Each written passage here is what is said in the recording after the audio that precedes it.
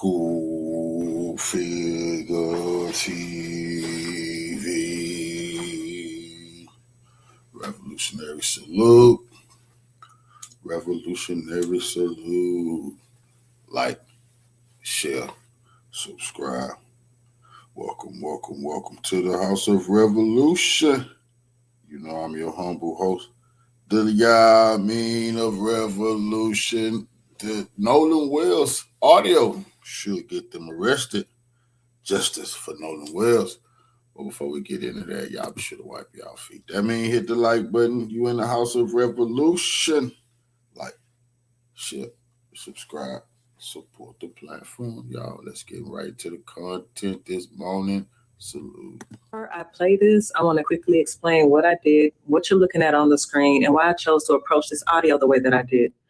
As a professional audio engineer with experience in dialogue editing, dialogue cleanup, sound design, and post-production, I decided to work on that C-toe call using traditional audio processing techniques rather than relying on any AI voice separation or AI enhancement. My goal was pretty much to preserve as much of the original recording as possible while making the quieter dialogue and background audio easier to hear. So I basically use techniques such as subtractive EQ, compression, gain adjustments, noise reduction, frequency isolation, and other traditional processing methods. So what I did was I separated Vicky, the C-toe dispatcher, from Warren and the audio originating from the boat so that I can concentrate more closely on what was happening behind and around Warren, pretty much on the boat. And I specifically chose not to rely on AI because aggressive AI enhancements and voice isolation tools can sometimes introduce artifacts and distort the speech or create ambiguity around the sounds that were originally present. And for something this serious, I wanted my processing to remain as conservative as possible. You'll also notice time code and dialogue written on the side of the screen and pop up during each segment. That dialogue represents what I personally hear as an audio engineer while processing and repeatedly reviewing these sections. I'm pretty much providing it as a listening reference, not as a declaration that my interpretation is the only possible interpretation. And that's important. I want you to listen for yourself, use headphones if you have them, listen closely, and decide with your own ears what you believe is being said. You can also return to the original unprocessed recording and compare directly with what you're hearing here. All right, peace and blessings. Peace and blessing. All praise is due to the Most High. And as Ephesians 5:11 says, take no part in the works of darkness, rather expose them. So I commend my dear sister, our beautiful sister, Gianna Brantley. She's a audio engineer, and she was able to professionally dissect and break down and make the C-toe call clear that was allegedly made on the boat where many people feel like Nolan was being killed in the background. And so she just gave you the background. Now we're going to listen to that breakdown with what she interpreted to be said. And, as she said, it made her emotional. And of course, for us, it's not shocking any longer because someone has already kind of broken it down. But this gives you a professional aspect of what is really said and being said on that call. Just listen. You'll also notice that my time code may not match the regular timestamp on the original uploaded video. And that's because I'm working inside a professional post-production timeline, a digital audio workstation, basically using simply time code, which in film, that's displayed in hours, minutes, seconds, and frames. Film and TV timelines are completely different from timestamps that you see when you're watching regular videos or when you're watching a movie and you hit pause. So basically the time code on the screen is there to identify the precise location within my working session, not to represent the elapsed timestamp displayed by the original video player. And I hope that makes sense. For this first video, I'm sharing only approximately 37 seconds of the call. I originally intended to continue much further, but once I separated the dispatcher from the boat and started concentrating exclusively on the background dialogue, What I believed I was hearing became extremely difficult for me to process emotionally, and I needed to take a mental break. But I wanted to release this portion because some of the details that stood out most to me occurred very early in the call, like right at the top of the call. And so I'm gonna let the audio play. Read my transcription if you want to reference, but don't allow it to determine what you hear. I want you to listen first, listen again, compare it with the original recording, and then judge it with your own ears. I hope this breakdown helps. And my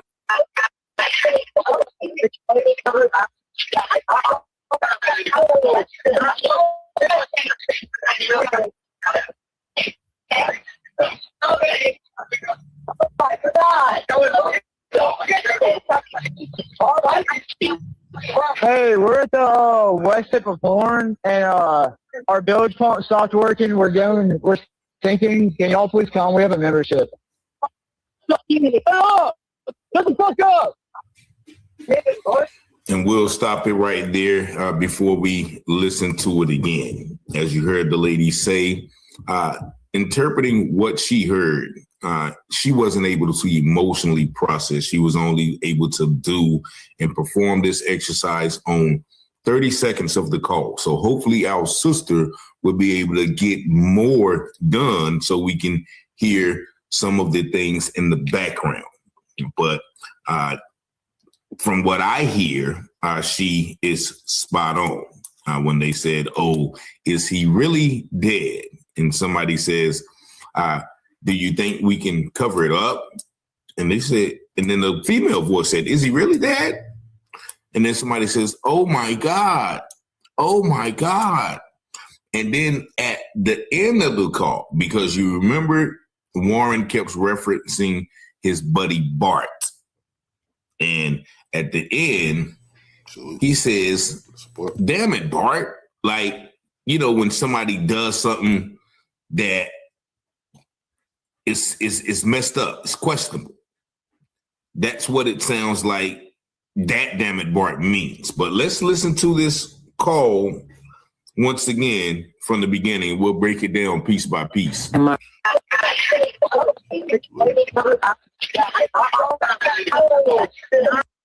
Can we cover it up? Yeah, I thought all about that.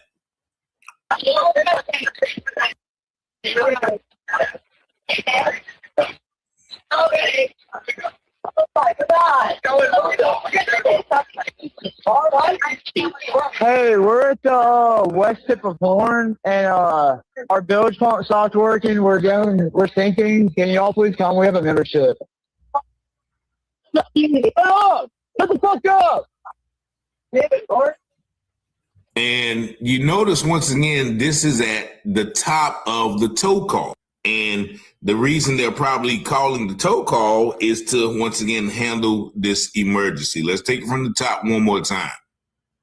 now helps. And my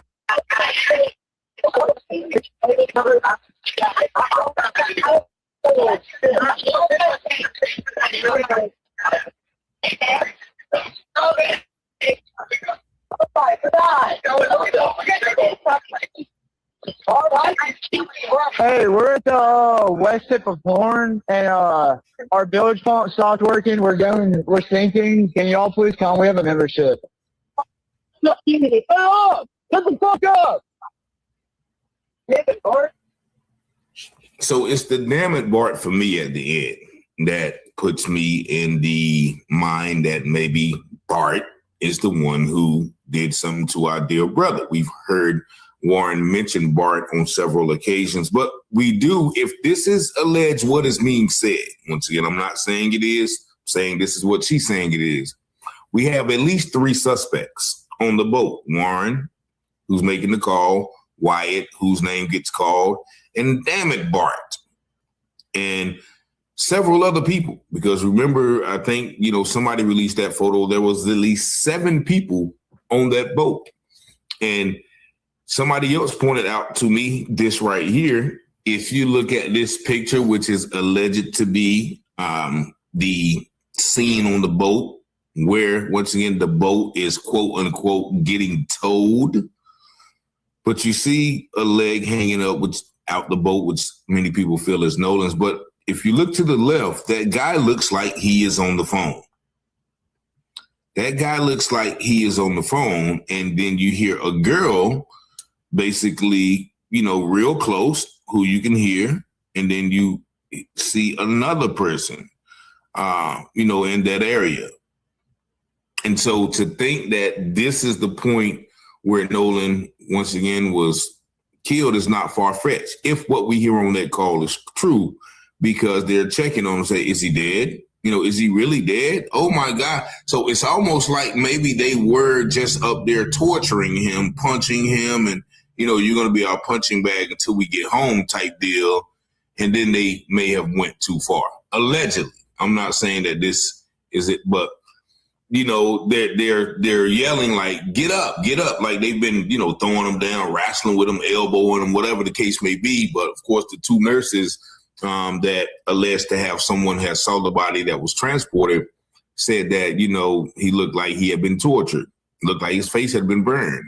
And you have to also ask, why was the closed casket? Now, it could be because the coroner down there in Mississippi allowed the body to decompose so badly that there was no way to have a closed casket. And I think that decomposition was done purposely to prevent, any of the evidence to support nothing other than a drowning. But once again, the question is, if he did drown, I see a lot of people say, what are y'all? He drowned. He got drunk and drowned. When did he go in the water? He just, after they drove off in the boat and after he walked away from Katie, he just walked into the water right around everybody else and just fell in the water and drowned. And nobody saw nothing. So that is the point that nobody is even addressing, when they do these mock scripted interviews with these people. So they say they got them some evidence and they're going to present it to the grand jury. We are going to wait and see what that evidence is. But once again, many people think that, Nolan was possibly killed by his supposedly friends. And so once again, y'all let me know what y'all think about this new breakdown of the audio.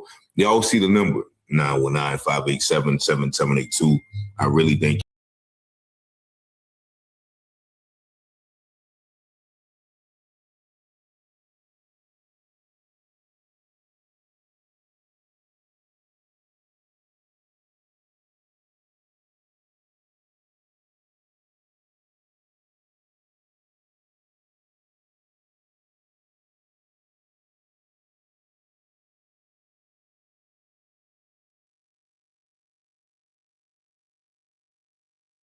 now a cover-up. It could have been an accident. I think it was an accident. But the cover-up is going to get all of y'all watching. So let's talk procedures, because that was my premise of my argument. Do you remember, what's that young lady name? Casey Anthony? She was in handcuffs one day after her daughter was reported missing. Not for murder, but for lying. And what about that guy named Brian Welsh? He was held 4 days, and the charge? It was misleading investigator. He is currently serving life right now. And lastly, what about that Lori Vallow girl who sat in jail for 4 months because before they even found her children? Procedure. That was my argument. Procedures. It's called collateral charge. It's not saying that y'all guilty, but basic procedures. Every state has it.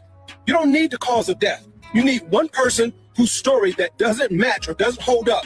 So Jackson County, did all accounts match up? No. So assistant, Vicky speaking. How can I help you? Hey, we're at the west tip of Horn, and our village pump stopped working. We're sinking. Can y'all please come? We have a membership. All right, of course. How far is the water coming up, sir? Can you give me a description? Ankles? Hello? Hey. Yes. How far is the water coming up, sir? It's coming up. We're just thinking. I don't know. Like we're going down now. I just actually got off the phone with his grandpa, who I'm guessing is the owner of the boat, and he said that Jerry. Yeah, he said. Okay. I just hung up with him. He said that they don't need any help right now, but if something changes, he'll call me back.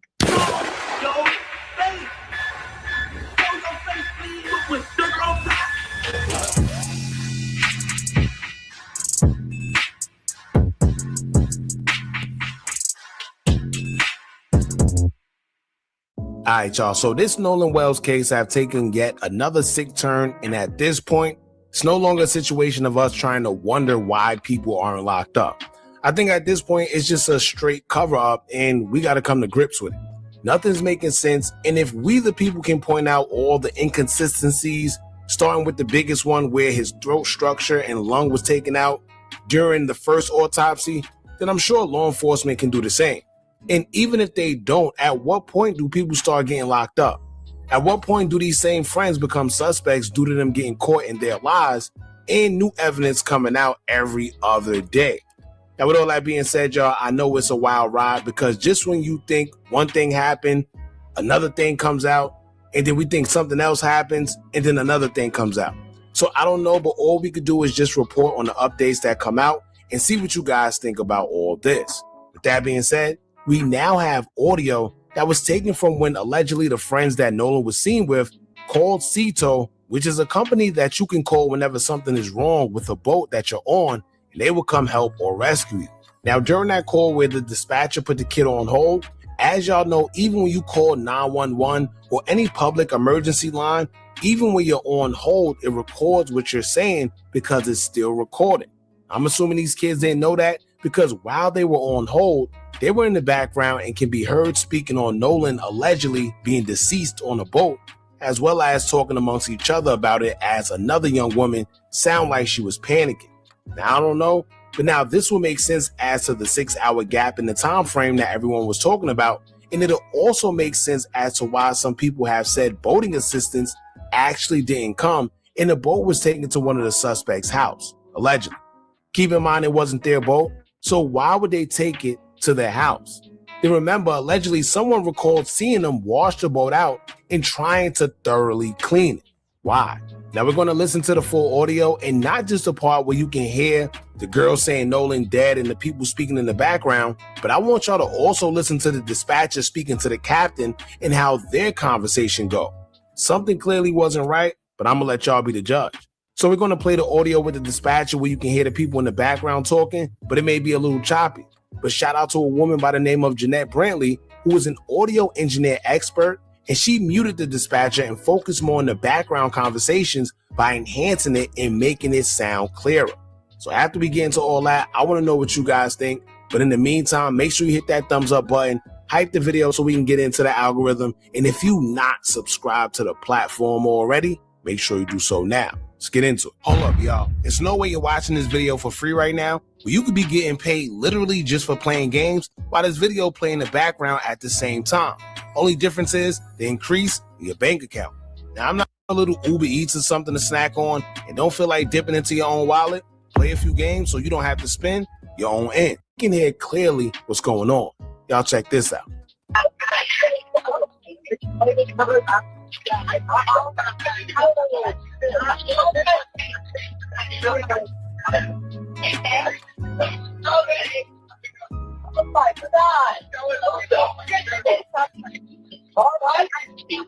Hey, we're at the west tip of Horn, and our village pump stopped working. We're sinking. Can y'all please come? We have a membership. Oh, shut the fuck up! Damn it, Bart. This first video, I'm sharing only approximately 37 seconds of the call. I originally intended to continue much further, but once I separated the dispatcher from the boat and started concentrating exclusively on the background dialogue, what I believed I was hearing became extremely difficult for me to process emotionally, and I needed to take a mental break. Now you hear them saying, damn it, Bart. You can hear someone saying, oh my God, Nolan's dead, and it's clear as day. There's no need to try and make out what was said because it was already done for you. But aside from that, let's get into the full dispatcher audio call where it said that allegedly Wyatt was the one who called and spoke up to get a tow for the boat because it was sinking. Then we're also going to get into the call with the captain where the dispatcher's explaining what's going on. And like I said, something seemed a bit off, but y'all check this out. So assistant, Vicky speaking. How can I help you? Hey, we're at the west tip of Horn, and our village pump stopped working. We're sinking. Can y'all please come? We have a membership. All right, of course. How far is the water coming up, sir? Can you give me a description? Ankles? Hello? Hey, Yes, how far is the water coming up, sir? it's coming up. We're just sinking. I don't know. Like we're going down now. All right, well, let's get you going. Membership number or phone number listed on the account, sir. I don't know the phone number. It's either Jerry Atkerson. I think it's Jerry Atkerson. Try that. All right. I know we have a membership, like, guaranteed. I don't All have right, to tag unless on you have a We got membership ripped off. number or anything, it's okay. I'll get you over to the captain. What's the best phone number to reach you at? Reach me at 2. All right, and is everybody on board in good health otherwise? Yeah, everybody's How on many? board. All right, do you need the United States Coast Guard? What? Do you need the United States Coast Guard? No, we do not need that. All right. All right, do you have your current GPS coordinates? Let me go look. If not, I can send you a text message.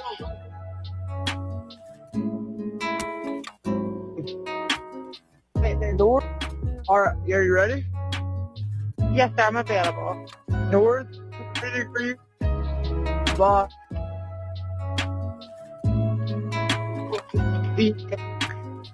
4672. All right, 4672. All right, and you were breaking up a little bit. Can you just repeat it one more time to make sure I have it correct? Sorry, look. Hello, can you hear me? Yeah, what? So you're breaking up. If you need assistance, do you have a VHF radio? No, we do not have a VHF radio.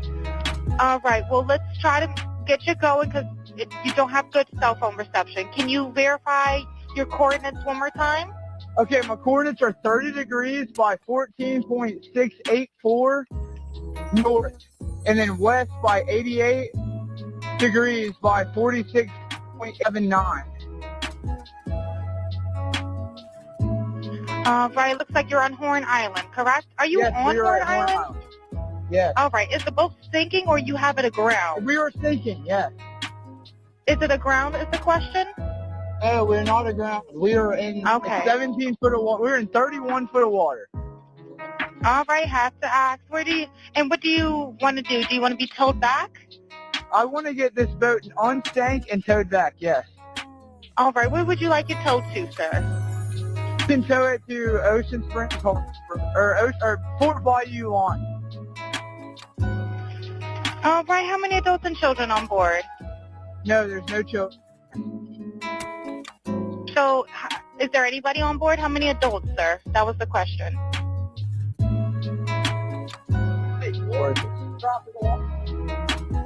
Hello, can you hear me? Kind of jump in and pull the plug, Bart, while you're going. Hello, sir. Hello. Yep, I just need you to answer these questions so I can get you over to the captain. Okay. How many adults on board? There's 0 adults on board. There's nobody on board the boat? No. Nobody here is over the age of 21.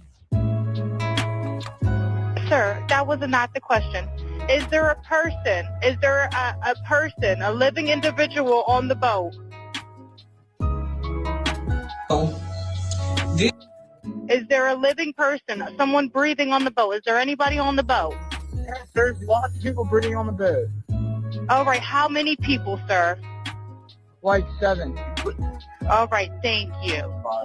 Does everyone have life jackets on or available to them? Yes, we have life jackets available.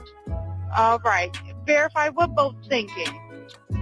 A Triton, 22 foot offshore, 22 foot Triton offshore sea flight hull. All right. All right. Please hold. I'm transferring you to the local captain now. Okay, thank you. This is Captain Seth. Hi, Captain Seth. This is Vicky from International. How you doing today? Doing good. How are you? Good, good. I apologize ahead of time. I really do. You're going to have a fee for service come up under Jerry. Okay. It's It sounds like a bunch of kids on board on Horn Island. He's letting me know that his father's a member, but he can't give me any information. And he's saying the boat is sinking, and he's on Horn Island. It's just unfortunate. He's just a kid. There's a lot going on. So Right. he said there's about a lot of people on board. He says he thinks about 7. I'm guessing they're all under 18.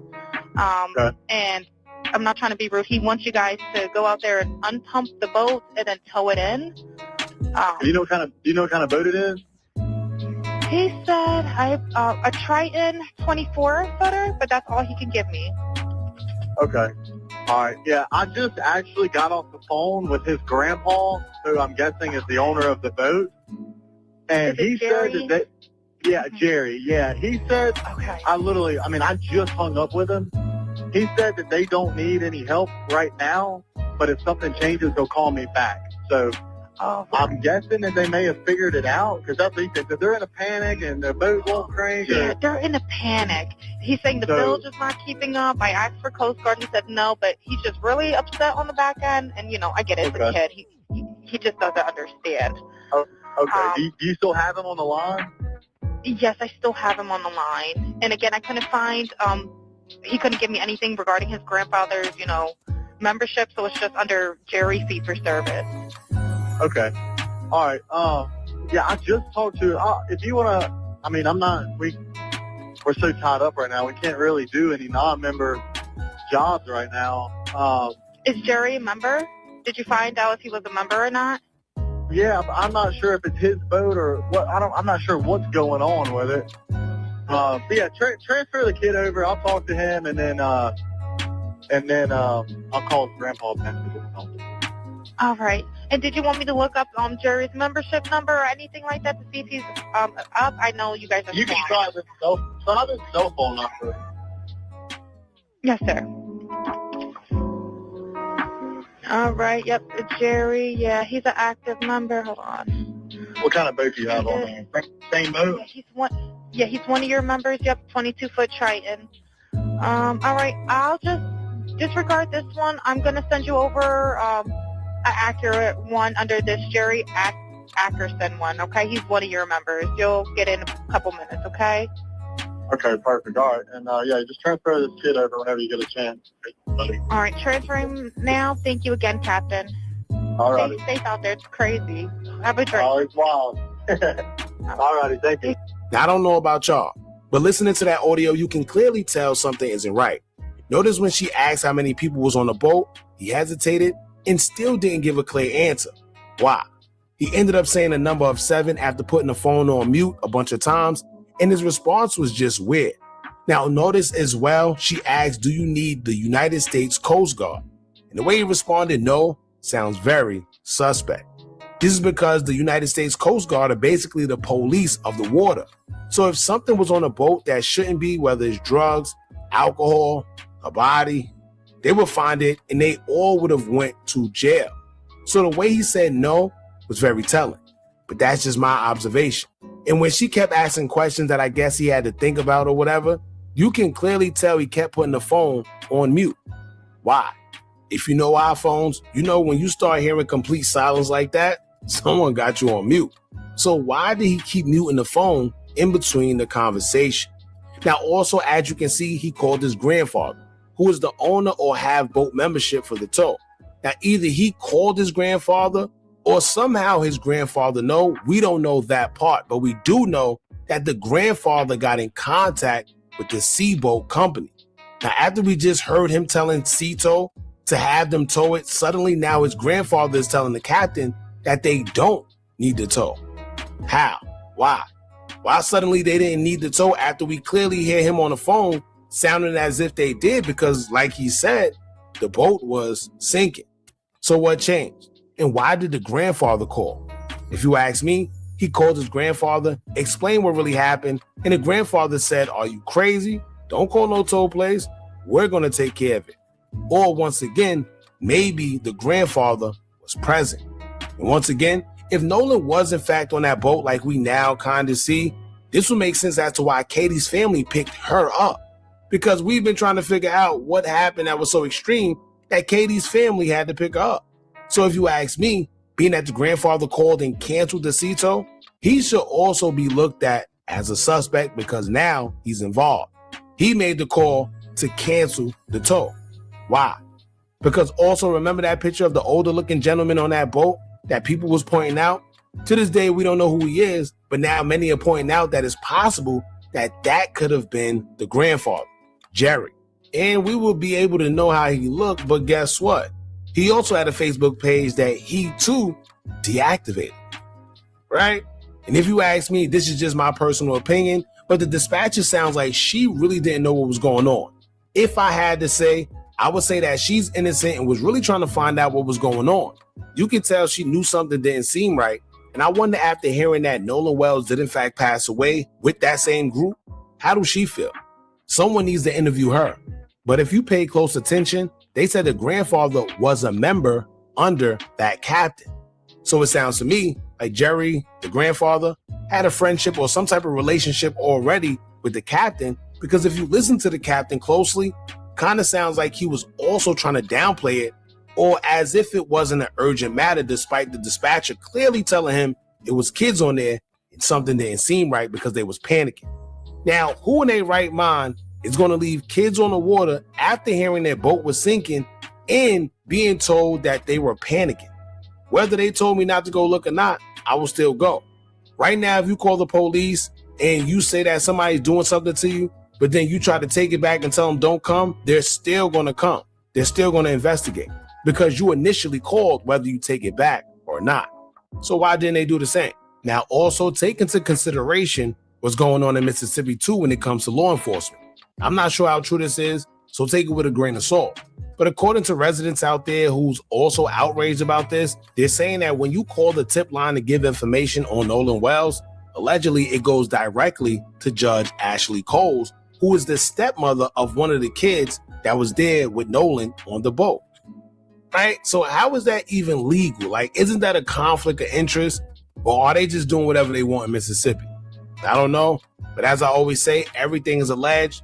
Y'all take what y'all want from all this. And if this is in fact true and Nolan was on the boat deceased, then these are more charges that could be filed. Whoever was there clearly concealed the crime but didn't report it. And that's just two I could think of off rip. I personally think maybe they were trying to sink that boat to make it seem like something else at first until they realized they couldn't do that and went with their next move. I'm not sure. This is all my thoughts. As more information in regards to the situation come out, I will keep you guys updated. Make sure you like, comment, share, and subscribe. Hit that bell so you're notified every time we drop new content. And remember, as long as you keep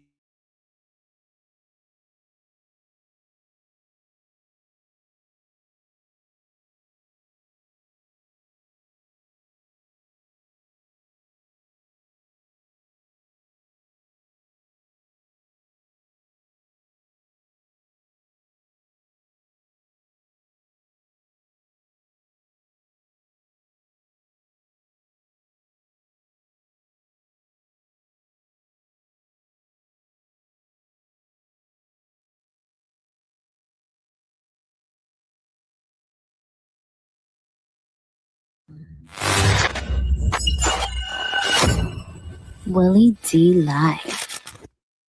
What's up, family? Warren Hudson, come on down.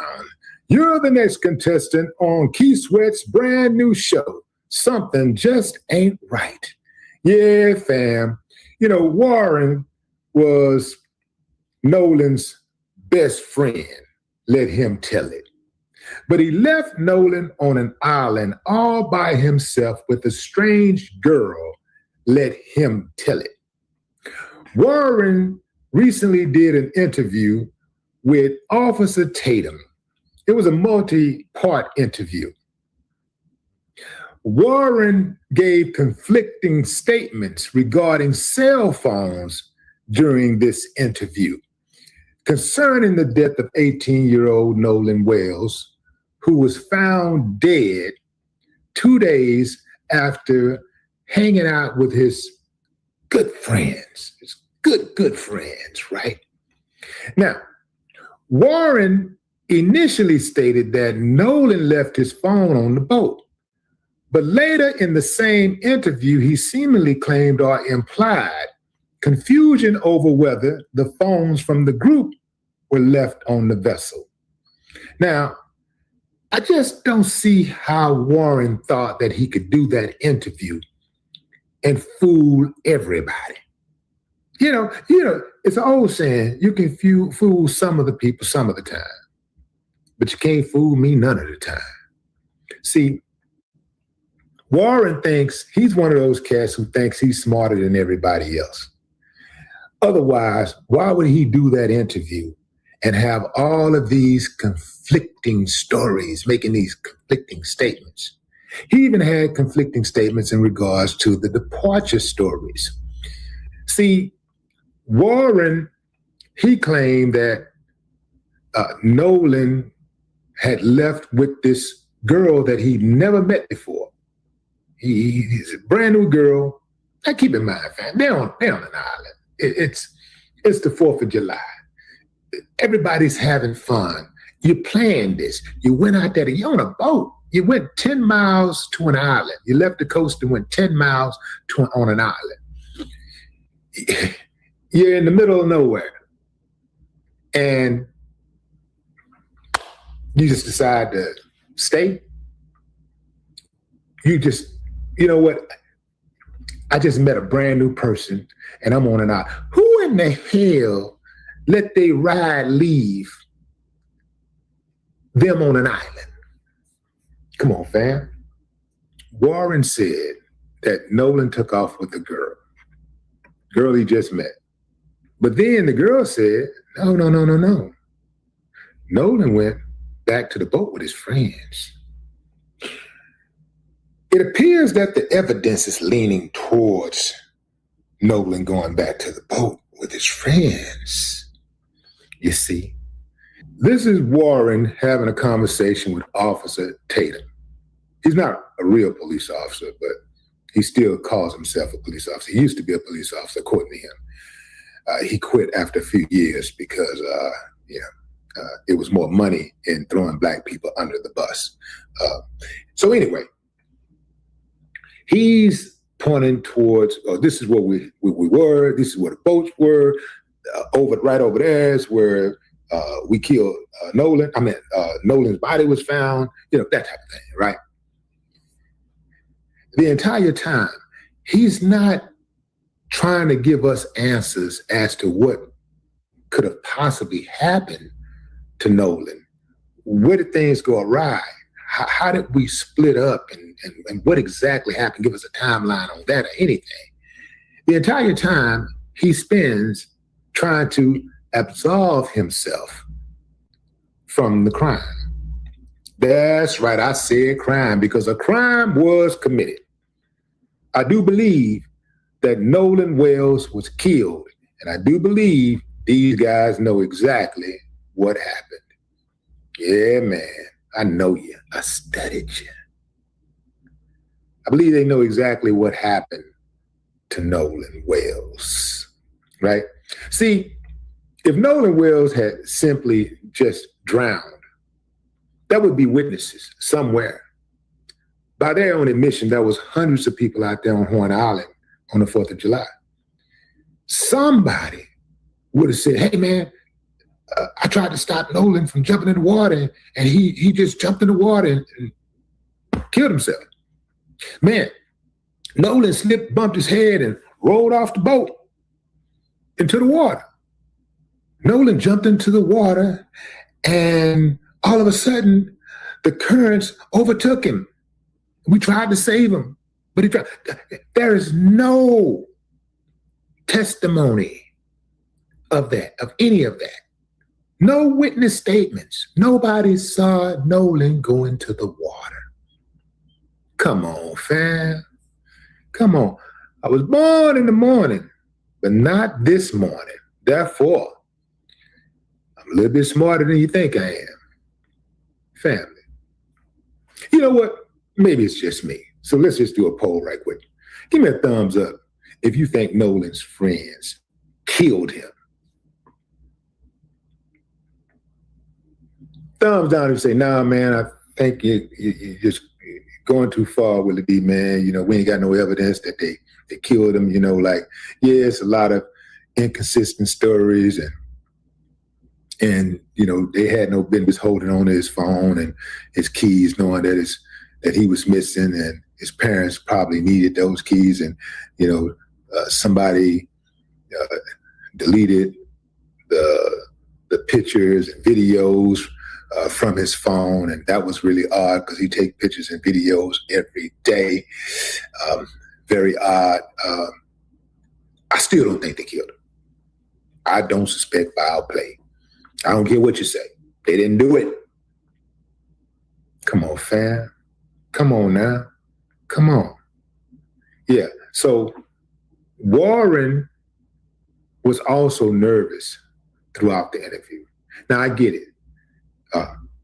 He had a controlled nervousness, though. If you listen to him, I was speaking with a psychotherapist, Elliot Connie, the other day, and he pointed out how Warren's demeanor was very controlled the entire time. His emotions were controlled the entire time. He didn't go up, he didn't go down, he stayed level the entire time. That is impossible to do for an innocent person whose friend died on his watch just 2.5 weeks earlier. That is an impossible task for somebody to do whose friend's funeral was just a day or two before his interview. Emotions will still be all over. I'm just saying, maybe it's just me, Wouldn't your emotions be all over the place if your friend died on your watch? Would you be able to sit down and do an interview with anybody and be calm the entire time, all the way through, not exhibit any emotions whatsoever, just be stoic, just have a stoic interview throughout, just chill, yeah, and then this and happened and da. He sounded like a robot. He sounded like a trained robot. Like the statement that he made was practice. It sounded like he was trying to remember what he was supposed to say or whatever lie that he told prior. That's what it sounded like. Yeah. See, I'm from the streets, and I wasn't just a poor dude. I was a poor dude who was from the streets, who was in the streets. So I've come across a lot of shady characters in my lifetime. And give me 5 minutes with any man, woman, or child, I can figure him out. Give me 5 minutes. I can figure him out. I can study him And I'm not buying it, fam. I'm not buying it. I do not believe Warren whatsoever. He thought he was going to be cool because they were controlling the narrative with Officer Race Batum Tatum. They thought they were going to be cool.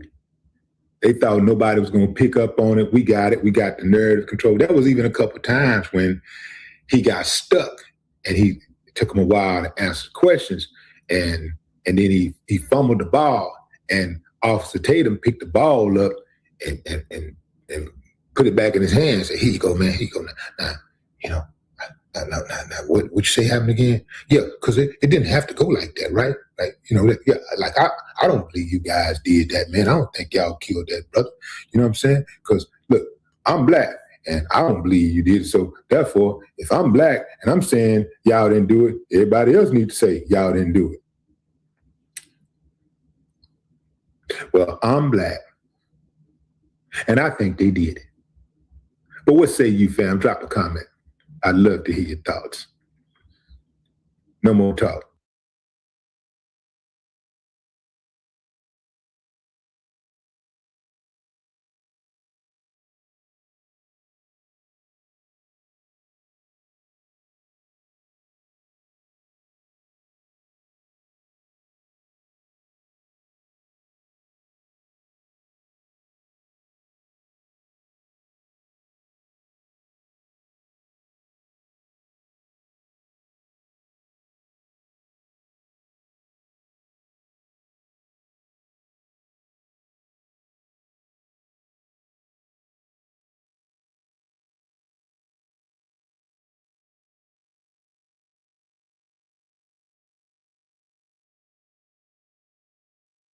Nolan was on YX22 Triton. On the way out, I went with my buddy Bart because we had a lot of friends from college coming down. And Bart, I called Bart that morning. I was like, "Hey, man, can you take your boat out?" And he was like, "Yeah, well, my dad decided not to go, and I'll take the boat and I'll take you and your friends." Of course, I mean, he's a buddy of mine. And so Bart pulled up at the dock, and I mean, I rode out there with Bart and a lot of the girls that go to college with my friends and I, and Nolan rode out on the Triton. And then we had a Palm Beach, 18 Palm Beach. There was 4 guys on that. There was like 8 people on the Triton. And then there was 8 or 9 people on the Triton. And then there was the rest of the... Is there anybody on board? How many adults? Try to jump in and pull the plug, Bart, while you're going. Try to jump in and pull the plug, Bart, while you're going. Hello, can you hear me? Try to jump in and pull the plug, Bart, while you're going. All right.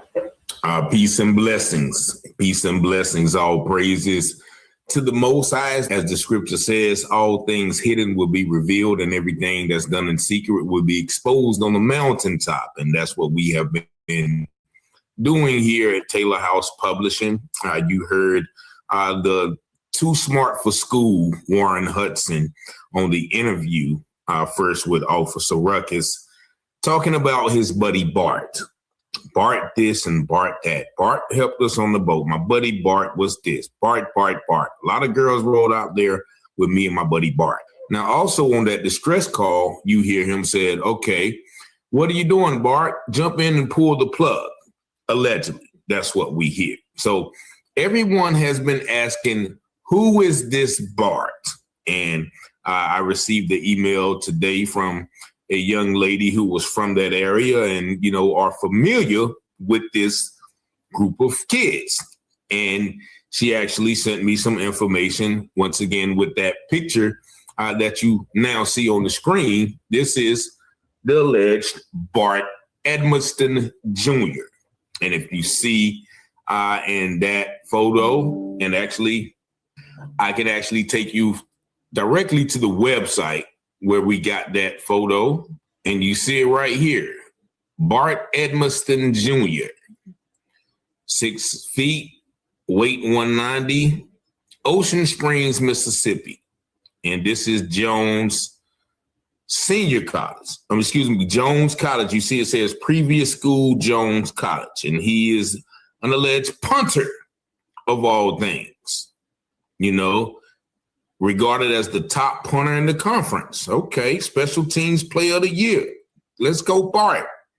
Made his first 7 field goals of the season. Okay.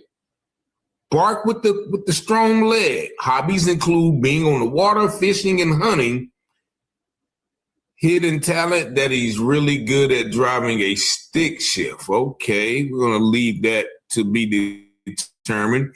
But you see it here, it says previous school Jones College. So if you dig a little bit further, you would see him at Jones College, the Jones College Canes. And here he is, you know, I guess that's Bart with the big leg, punting the ball, Bart Edmiston Jr., guarded as the top punter again, you know, class, weight 190, height 6'0", sophomore from where? Ocean Springs. So we can only assume that this is the Bart whom he's talking about is home from college. Okay, let's go to another school here. Let's go to this one. You see this one. Here it says Bart Edmiston. Looks like he's got a little mustache. And you see he's a punter. Hometown, Ocean Springs, Michigan. One of the top punters in the Mountain West last season. Scroll down further. He is a graduate of Ocean Springs High School. And so we would assume for all intents and purposes that this is the Bart that Warren was talking about. So we must ask ourselves, why does he continuously mention Bart? You know, is he trying to throw the blame off on Bart, or is Bart meticulously involved in maybe some actions that may have contributed to the death or disappearance of Nolan Wells. Now, once again, this is allegedly. We don't know this for sure. But one thing that leads me to believe that it's possibly Bart who may have harmed, allegedly, Nolan is this distress emergency call. As the video showed this morning, we saw our dear sister, beautiful sister, Janetta Brantley, analyze the call. And if you remember, this is what was said at the end of that call. All right. Hey, we're at the west tip of Horn, and our bilge pump stopped working. We're sinking. Can you all please come? We have a membership. Shut up! Shut the fuck up! Right there at the end of the call. Let's play it again. Shut up! Shut the fuck up! You clearly hear someone say, "Damn it, Bart." One more time. Shut up! Shut the fuck up! So if you watched the earlier video where she broke down all of the conversations, it's people saying, "Oh my God, you killed him." And then they're talking about covering up. And then somebody said, "Is he really dead?" And then they said, "Oh my God, he's really dead. You know, you killed him." Then somebody starts yelling, saying, "Get the F up, get the F up." And then somebody says, "Damn it, Bart." So now if somebody's saying, okay, you killed him, and they're panicking, trying to get him up, and then they realize that he's really dead, and so whoever killed him would be the one that you would be like, damn it, man. You know, like, and that's what they said. Now, once again, this is just allegedly, this is my opinion of what happened if this is the Bart that was on the boat, because I know, once again, we're trying to find the truth. But evidently, once again, this is the Bart Edmondson. So we must ask ourselves, well, where is he at? Why isn't he going on this tour like, oh, smart, too smart for school, smarter than the average bear, Warren, who is basically kind of digging and giving us more fuel for the fodder for suspicion for this mysterious death? Once again, they keep trying to say he drowned. It was how did he get into the water? At which point do he just walk away from the island and everybody on the island and just do a scuba dive in the water and drown? That's what nobody has yet to address. And that's what we'll continue to ask. But also, if you listen at a couple of these interviews, I didn't catch it the first time, but catch this. They're deliberately cropping a name out when Warren keeps saying something about this particular person. Now, you see, they kept Bart's name in and they kept Wyatt's name in, but just check this out. Check how they're playing, with the audio in this video. To my truck, and well, first I ran to my house, then I went to McDonald's and came back, and the boat was already hooked up to my truck. My buddy Wyatt and I went, and with my buddy, and we went, filled the top of the boat. See that? He said, my buddy Wyatt and I went, and then with my buddies, and it skipped that name. Let's check it again. Hooked up to my truck, and well, first I ran to my house, then I went to McDonald's and came back, and the boat was already hooked up to my truck. My buddy Wyatt and I went, and with my buddy, and we went, filled the top of the boat. See that? Now, once again, because I edit videos, I noticed that. Check it one more time. The boat was already hooked up to my truck. My buddy Wyatt and I went, and with my buddy, and we went. Okay, so clear as day, we hear him cutting out a name. Who is that name? And once again, they have no problem with saying Wyatt. They have no problem with saying Bart, probably because they knew Bart's name was on the call and they knew Wyatt's name was on the call. Both of those names can be heard, according to our professional engineer, on the call. So therefore, okay, we can't hide that if they're going to release the call. So we have to say their names in the interview. What is that name he left out? Let's go to another part of the interview, and you're going to see the same thing on the different interview. You're on the boat now. The water is getting up to the point where the boat may be disabled to where you couldn't get it out from Horn Island. So what happens after that? Wyatt jumps in the water, tries to throw a rear anchor, and my buddy Meyer, right there. You see it? They skipped that one. Wyatt and my buddy, and then that. Wyatt jumps in the water, tries to throw a rear anchor, and my buddy Meyer, you see that quick edit? They left out another name. Who was that name? Wyatt jumps in the water, tries to throw a rear anchor, and my buddy Meyer.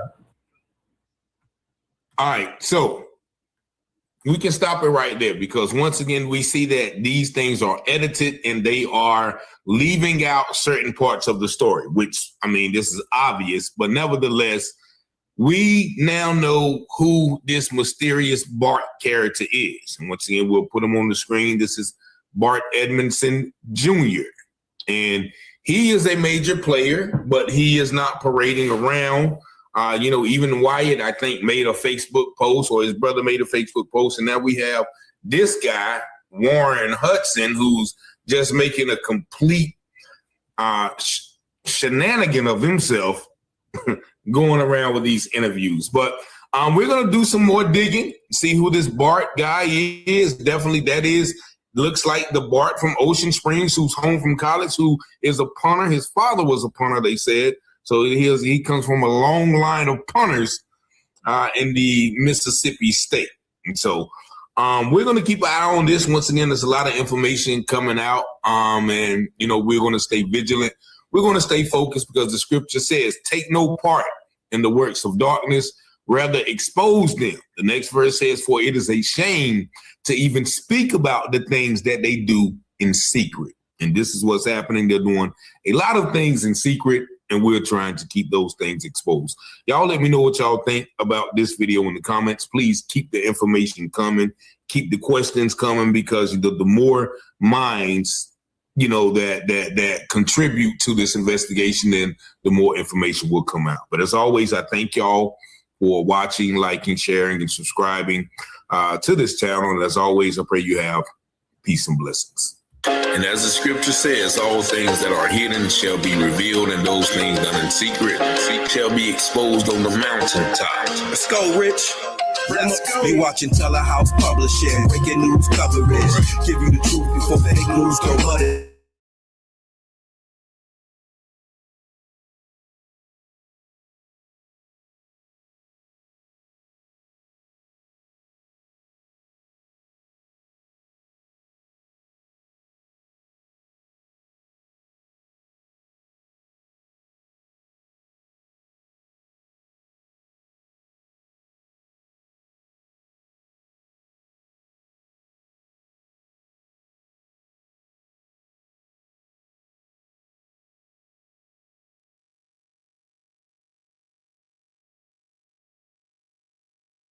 All right, shut the front door. You're going to want to write this one down. Bookmark it, come back to it, because I'm going to explain to you why Christine Wansley, the mother of Nolan Wells, is in hot water with a lot of the Black community and what she can do about it. Check it out. First of all, I want to say thank you all so much. Thank you to President Johnson as well as Chairman Russell.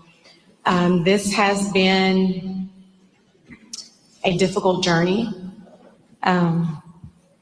Losing a child, it truly breaks your heart. It is a pain that is just, you can't measure it. Especially someone like Nolan, who brought so much joy and light and life to everyone. This is fine. I have no problems at all with what she said here. Of course, it's a difficult, arduous, hard, tremendously hurtful, horrific journey so far that this woman has been on. I think we all can agree with that. But it's this part. You don't find too many genuine people like him. So to lose that light at such a young age under these circumstances has been absolutely difficult, which is why we've gone this route. There's so many people out in the public asking all of these questions. But the only question that we have is what happened to our son. Right. That is the only question. Once again, another great moment for her. Of course, this is what everyone is thinking. What about the boat? What about the keys? What about the phone? And what the parents want to know is, what happened to my son? What happened to my child? We got 2 autopsy reports. We've had almost a week and a half, and we still don't know what happened. We done had a state have that information for over a week, and they have not released their findings from the autopsy report. We're still waiting on that. You understand what I'm saying? Once again, Ms. Wansley on point, no problems at all. Let's keep going. We're going to get to the part where people are wondering, what is she thinking? We have consistently been degraded by the public. There's been questions about our parenting, our GoFundMe, this, that, and other. I've been called a racist. I am a healthcare provider, and I take my job very seriously. I love everyone. Oh, that's it. That's it. Christine Wansley, step into my office. A lot of people don't understand what you meant by this comment. They're taken back by it because they're standing with you for one of the reasons is that Nolan is a black child. They see their child through Nolan, and some of the trauma or what they've experienced in life has led them to root for you, to want you to have closure, to have an understanding, to have justice, all those things. But the way that our country's set up, the lack of justice for black Americans has been so constantly an issue in America that for you to make a statement like this is problematic to them.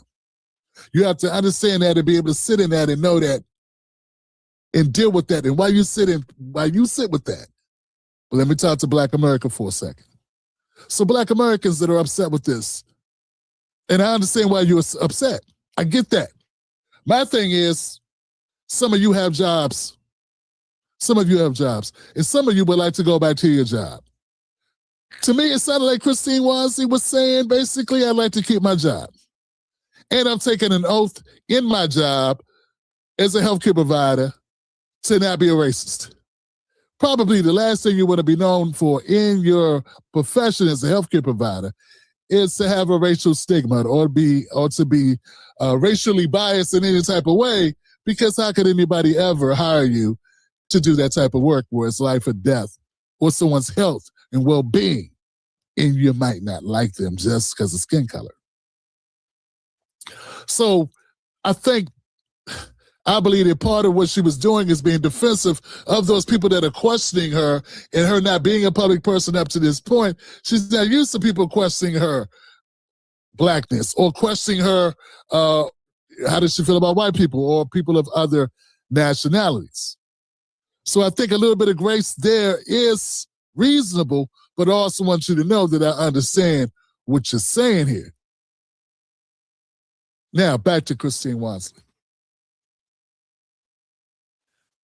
I got no problems with you saying you love everybody. Problem is not everybody loves you back. Okay?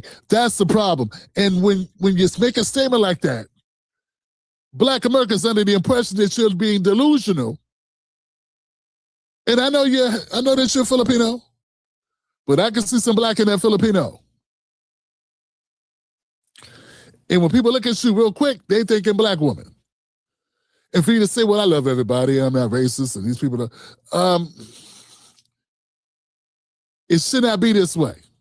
But the way that it is that black America needs confirmation from you that you understand the racial dynamics in which this country is set up and how it operates. And when you make a statement like, I'm colorblind, which is the equivalent of what you just said, the only way that you can mitigate that, resolve that issue so that everybody's feeling fine and comfortable with you, is if after you say, I love everybody, but of course, and of course I love black America. If you would have ended it on that note, you ain't going to save yourself from the scrutiny of everyone. But for the bulk of black America, I think that would have been enough. I think they would have understood. They would have understood we live in a system, we live in a situation where we have to make people comfortable. It's been part of the job Everybody's not crazy like me. At one point in time, I had to make a decision who I'm going to advocate for. And I decided primarily my advocacy would be for Black Americans. That hurt me very much with white folks. Because they want me to say, I advocate for everybody, and then proceed to advocate for them more than anyone else. Because that's how people are built. I chose to advocate for Black Americans because we need it the most, and they're my people. And I love Black America. I love Black people. See how that works? If you'd have done it that way, you'd have been fine. And I think that's part of the criticism. And also, let me keep this real with you. Look, I understand that you're trying to keep both eyes or both balls in the air of your Filipino-ness and your Blackness, and you also biracial, and I get all that. And you sounded like a biracial woman right there, and I get that. But I want you to understand, the white people that didn't like you yesterday are still not going to like you just because you made that statement. They're not going to like you anyway. You ain't going to win over racists. Don't try to win over racists, because it's impossible. The only people that can change the opinions of racist people are the racist people themselves. So saying you love everybody, who you saying that to? And they're not saying that to Black America. So the only people that you could possibly be saying that needs a reassurance that you love them are white people. Maybe Asians. And the ones that would question if you love them obviously don't love you, because they don't see you like themselves. That's why they got to ask that question. That's why they question you. Because they're projecting their bias onto you. So Christine Wormsley, like, I get what you're doing, I get what you're saying, I get what you're going through. But this is the part of being a public person that takes time to get up to speed on. I'm looking here at the video. I see Elmore sitting there. Elmore look like he got it. Our parenting, our GoFundMe, this, that, and other. I've been called a racist. I am a healthcare provider, and I take my job very seriously. I love everyone. And it's been difficult for us, but we are leaning into our faith. There you go. That's where you go. Go back to that safe place. Benjamin Crump, he clapped loud when you said love everybody. That ain't what he's up here talking about. When he's talking about justice for Black Americans and he's leaning in on the racial issues in America, he's leaning in on the amount of inequalities and injustice for Black America. You don't be kumbaya. But he's telling you to kumbaya. Maybe that's illegal advice. He clapped pretty loud when you said you love everybody. But all I'm saying is there's a price to pay for that.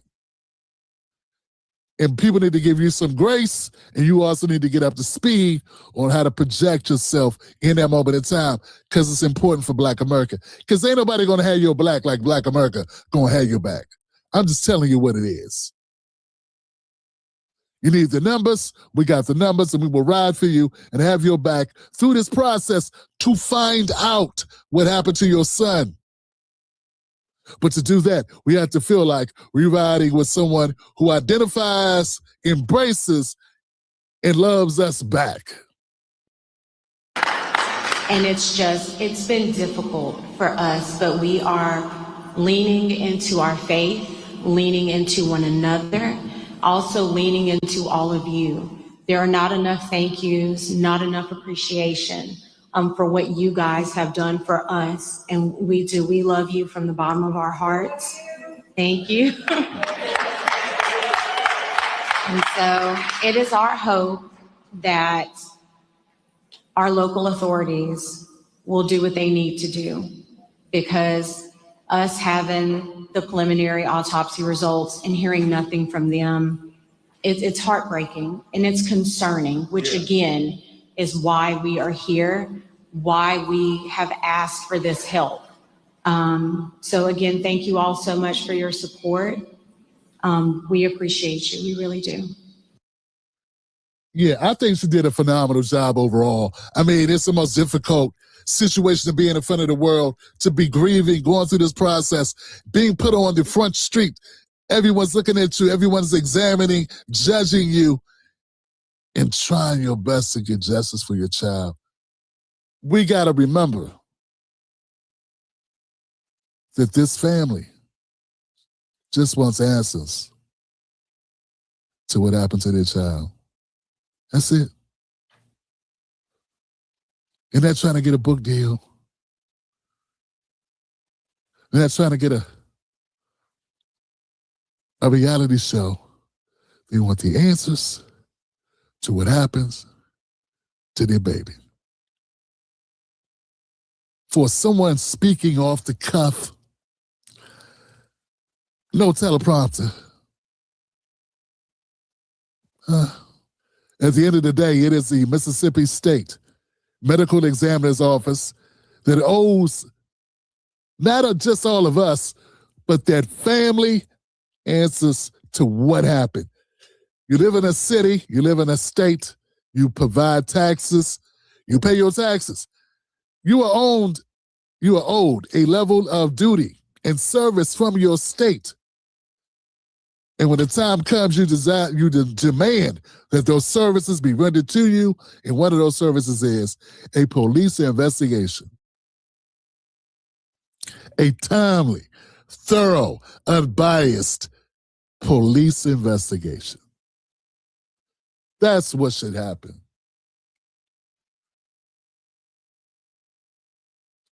This family should not have to wait on, or should not have to lean on, celebrity-funded independent autopsies to get information that the state should have provided them.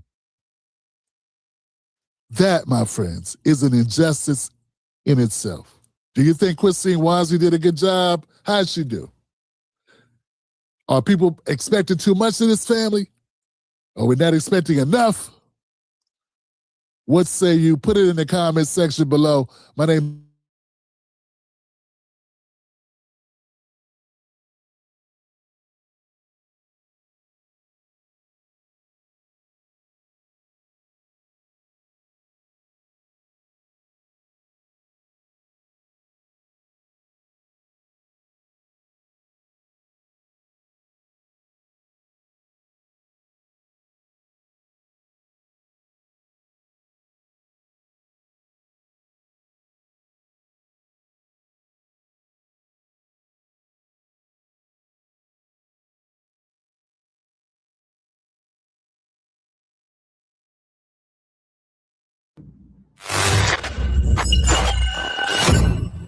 Willie D Live. What's up, family? The mysterious death of Nolan Wells continues to generate intense public scrutiny. In recent weeks, questions have shifted from the circumstances surrounding his death to the handling of the body. Joining me today is comedian, funeral director, and mortuary expert, Shula King. What's good? Hey, Is. How you doing, bro? Man, I'm all right. I can't call it. I might stall it. Yeah. How you doing, man? How you doing? Bro, I'm good, man. I'm good. I'm just here to make some clarifications, bro. I'm glad you hit me up, man. Absolutely, man. And you got a unique perspective here, man. You bring a very unique perspective to the table. Yeah. As a licensed funeral director, what was your first reaction when you heard about how the body was handled? All I heard was that the first thing I heard that when they received the body for the second autopsy in DC, that the body was face down. I don't know if there's any truth to that or anything like that, but that's a disturbing thing to hear. I don't know if that was done purposely, you know, if he was flown to DC or whatever the case may be. Things can happen, you know, en route. So we don't know, but that was kind of that was strange. But when it was understood that the people who are, or the medical examiner that was receiving the body of Nolan Wells for the second examination, when they were saying that they did not have all of his body parts, that was like, okay, that raised the eyebrow to me, because never in my professional history, as a mortician, have I ever received a body post autopsy and they didn't have, all the body parts. The proceedings, what the protocol is this: if a person in the state, usually most states, the rule is, if you pass away from a gunshot wound or a car accident, you automatically have to get an autopsy. What if the family don't want one? Well, the family then the family does have the say so to say, we don't want one, or whatever the case may be, and they can kind of veto it. They can kind of, I have seen certain circumstances like that, but under most circumstances, it's like, because of, like, let's say if a person passes away from a car accident, mm-hmm. or they've been in a car accident and the person ends up deceased, for insurance purposes, you start thinking about these big insurance companies. The companies want to know, did this person actually pass away from this car accident, or did something happen? They could have passed away from a heart attack that could have taken their life, and that could have caused the car accident. You never know. If they don't do an autopsy, they say, okay, it was a car accident, but there's a bullet hole in the driver door. So this person could have been shot, and them being shot led to the car accident. You see what I'm saying? Or if they committed suicide and then the car plowed through the light. Like, it's so many different, you know what I mean? Like, you see so many different things as to why, under certain circumstances, a autopsy is mandatory behind certain types of death, because they need to know this for legal purposes, for insurance purposes, and things like that. You know what I mean? It may look like a car accident victim when in actuality they're a murder victim. You know what I mean? They need to be looking for a suspect. See, people don't think about things like this. And then if somebody is to be, like, if something happens, somebody gets shot, they need to know, it may be more than one bullet. You know what I mean? It's like you got one bullet in a lung and another bullet in the heart. So it's like, all right, do we need to be looking for two different suspects, or, was it self-inflicted? They have to look for certain things. But nonetheless, after all of that is done, after all of the examination is done by the medical examiner, all of the body parts are placed in a biohazard bag and sent to the funeral home, or sent to the next medical examiner for a second autopsy or second examination. And I'm not pointing the fingers at anybody. I'm just telling you what the protocol is. So it doesn't make sense to me that you would send a body to have a second autopsy done when you don't have all of the parts, because it's bound to come inconclusive when you don't have all of the, everything you need to examine. Okay, even if you're saying, okay, well, we had to do further examination, what I've always seen is when you have to do further, okay, we did one and we have to do further examination. Okay, well, then we have to wait until the examination is 100% complete. Then you send him off. That's right. What I've always seen. I'm not saying what's right, what's wrong. I'm saying this is the standard procedure of what I've always seen. So you're saying essentially here that it is highly unusual for an independent examiner to receive a body without all of its tissues and organs. Yeah, that's unusual. I mean, under certain circumstances, it can happen, but very rarely, very extremely rarely do you see that, because it's like, how are you going to come up with how can you can't, like, it's too many holes. Like, how am I going? Of course, the autopsy is going to come up inconclusive because we don't have everything. Right. You know what I mean? So in your opinion, when you have missing organs, it greatly affects a second opinion. Absolutely. And I would go as far as to say this though, that because the liability of everything is so high, there's a strong chance. Well, I would hope that was not done without the family's consent. You know, I was just about to ask you that. Yeah, I was just about to ask you. You know, should the family had been warned? Should they had been told what exactly what was going to be included in the second exam? You know, like should they have been told that, hey, the body, we got the body, but we sending it back without the lungs and the throat? Well, in this case, what a lot of people don't realize is that the family has a lot of say-so in that. Because just as a medical examiner, you are in physical custody of the body. But the family, the next of kin, which would be his parents, you can't really do anything with him without their permission. Like as far as sending him somewhere, like when somebody passes away, the coroner or medical examiner or whatever, they ask you what funeral home do you want to use. The family has to say, well, this is the funeral home we want to use. And then the funeral home is contacted.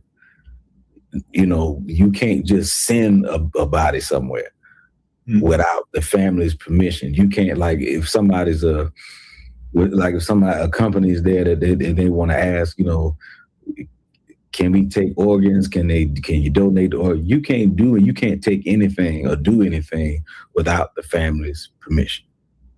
Right. You know, so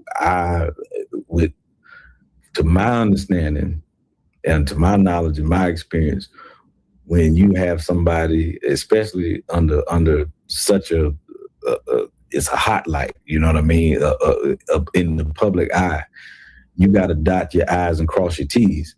If you're sending somebody and saying, hey, look, well, we need to keep these body parts in order to do further examinations, okay, the family needs to be informed beforehand. I'm not saying that they weren't. I'm saying that the protocol is there needs to be phone calls made, hey, to his parents, let's get them on the phone, have them make sure that there's a clear understanding that we need to do some further examinations to X, Y, and Z. How do you want to proceed? This may take a couple of weeks. Now, somebody on his family side may have said, okay, well, look, we want to have a service for him. So we're going to have this service and you'll send the body up here for, you know, an examination, and then we'll handle everything else once you finish doing what you do. But that rarely happens, because you're talking about somebody's child, somebody's loved one. How many parents do you think would say, send my child's body up here and you got other organs over there? Mm-hmm. With they're already being suspicious of thinking the reason they're having a second examination is because they don't trust the people down there in the first place. Right. So, I mean, like, I don't know who gave permission to do what. I'm just saying that as far as right now, it's kind of out of protocol. Like it's real weird. And I'm not saying anybody did anything. I'm not saying, because as far as we know, you know, anything could have happened. You know, maybe nobody did anything. Maybe there wasn't a fight. Maybe there was an aneurysm. Maybe somebody. Hell no! Somebody did something, man. But see, but look, it's something. See, look, I'm not saying somebody did or did not. I'm saying somebody did something. Yeah. We're gonna get to the bottom of it. I got a 2-part question. Let's say you was the detective on the case, and you had to interview the original coroner and the medical examiner, what questions would you ask each? I would ask him if did they examine any of the muscle tissue. I know one of the items that they supposedly kept was the throat. So some people were saying, well, hey, this guy was, they might have choked him or they did it. So with all of that in mind, if you punch somebody or if you strangle somebody and they pass away, you're able to see the bruisings within the muscles. You know what I mean? So I would ask him, did you examine the muscles? Were those muscles damaged? Was anything in the throat damaged or that indicated that something like that would have happened? And I'm saying I would ask those questions it can go either way, not to hinder or help. It's like, okay, if this theory of this young man possibly was somebody may have choked him, or if there was a fight or something like that. If you examined his neck, is that something that you saw?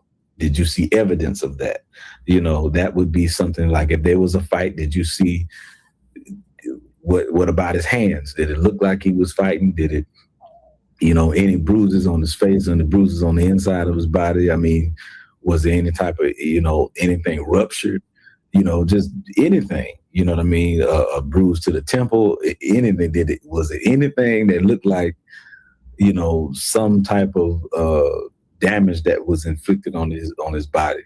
That would have been one of my one of the first things. Oh, and the outside too, you know what I mean? Was a chipped tooth? Was any skin under the nails? Did it look like it was any type of anything that of any sign of any type of struggle at all? That would have been the first question, And what about to the medical examiner? Well, it would have been basically the same thing. Yeah, right. Okay. Same thing. Like, I mean, to the first and second, like, did you see any sign of any type of struggle? If you have, because if somebody passes away from drowning, let's just say it's drowned, was it water in the lungs when you found them? Because really now in the trial, you got to start dispelling theories. Because if somebody said, well, he may have fell over the boat and drowned, we heard that, right? So if there was no water in his lungs, that means he didn't drown. He couldn't have drowned if there's no water in his lungs.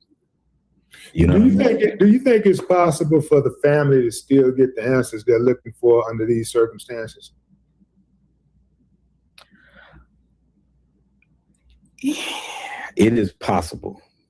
Yeah. But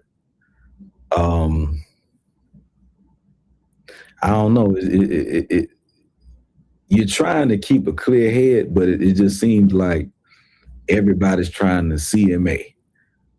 You know what I mean? And to me, what drew the public suspicion was people started, making their social medias private, including one of the boys' mamas, you know what I'm saying, who was a judge, and everybody went and got lawyers. Me, the last thing on my mind would have been a lawyer. If my friend is missing, something happened to my friend, I ain't going to get no lawyer, and that's just me. That's how I feel about it, So I saw some content creator, flew down there to talk to one of the guys or whatever, for whatever reason, and I kind of thought that was weird. I wondered why he didn't, speak to the parents of Nolan Wells. You know what I mean? Like, talk to his parents, and maybe he tried. I don't know, but I'm just saying, it just seems it does seem weird, But I personally am trying to kind of hold out a little bit of hope, like, let's just see what happens, but I don't know, but it is possible that you still can get, an actual authentic truth out of, to say what happened is possible. Yeah. What do you think that the public's biggest misunderstanding about autopsies is?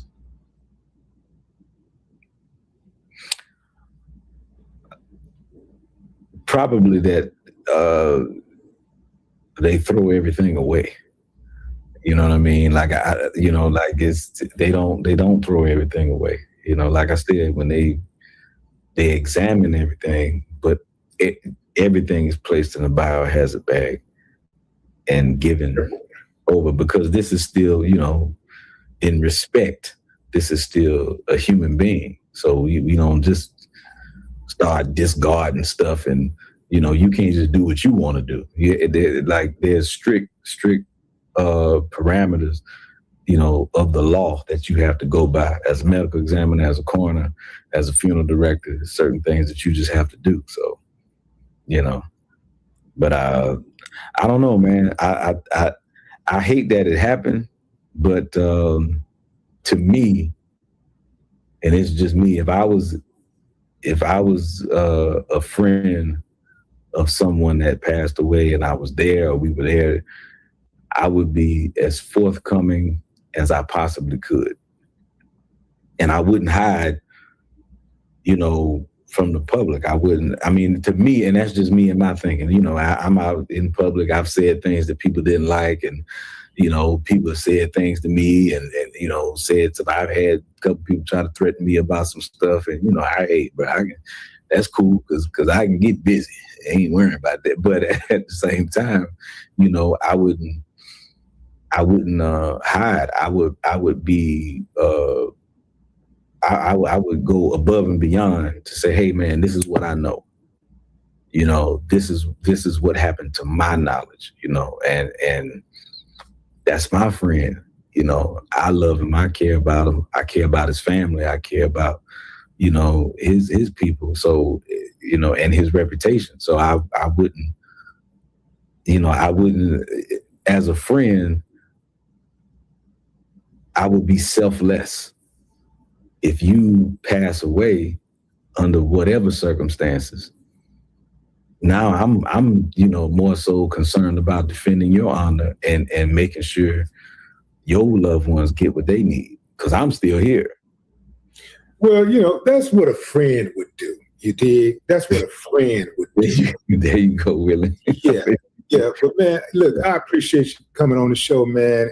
And giving us that wisdom, man, and dropping that knowledge as you always do, man. Where are you going next, man? Where you at? My next gig is gonna be August the 7th through the 9th in Indianapolis at Club Healing. And for those who don't believe me, let me say it. I am a licensed funeral director and embalmer. Now, my degree is actually at my parents' house, but I do have because you know, people will question your credentials real fast, especially these days. You know, I had to go and grab that. This is a plaque that was given to me when I was so I graduated from Gupton Jones Mortuary School in Atlanta, Georgia. It's right there in Decatur. There where my transcripts are there. You know what I'm saying? My school picture and everything is sitting right up there. I think the only reason why people question it, man, because you're a comedian, and we never know when comedians are being funny, just trying to be funny, or they're being truthful, you know? So, man. Yeah, I can. Revolutionary salute to our brother Gerald Sims for the donation of 100 jewels to the war chest. Revolution is a way of life. Absolutely appreciate the love, soldier. Salute. Vouch for that family. He is a licensed funeral director and embalmer in the state of South Carolina and in Georgia and soon to be North Carolina. So, but yeah, man, I just and like I said, it's not that. And let me be clear too. It's not that under certain situations that a medical examiner would never keep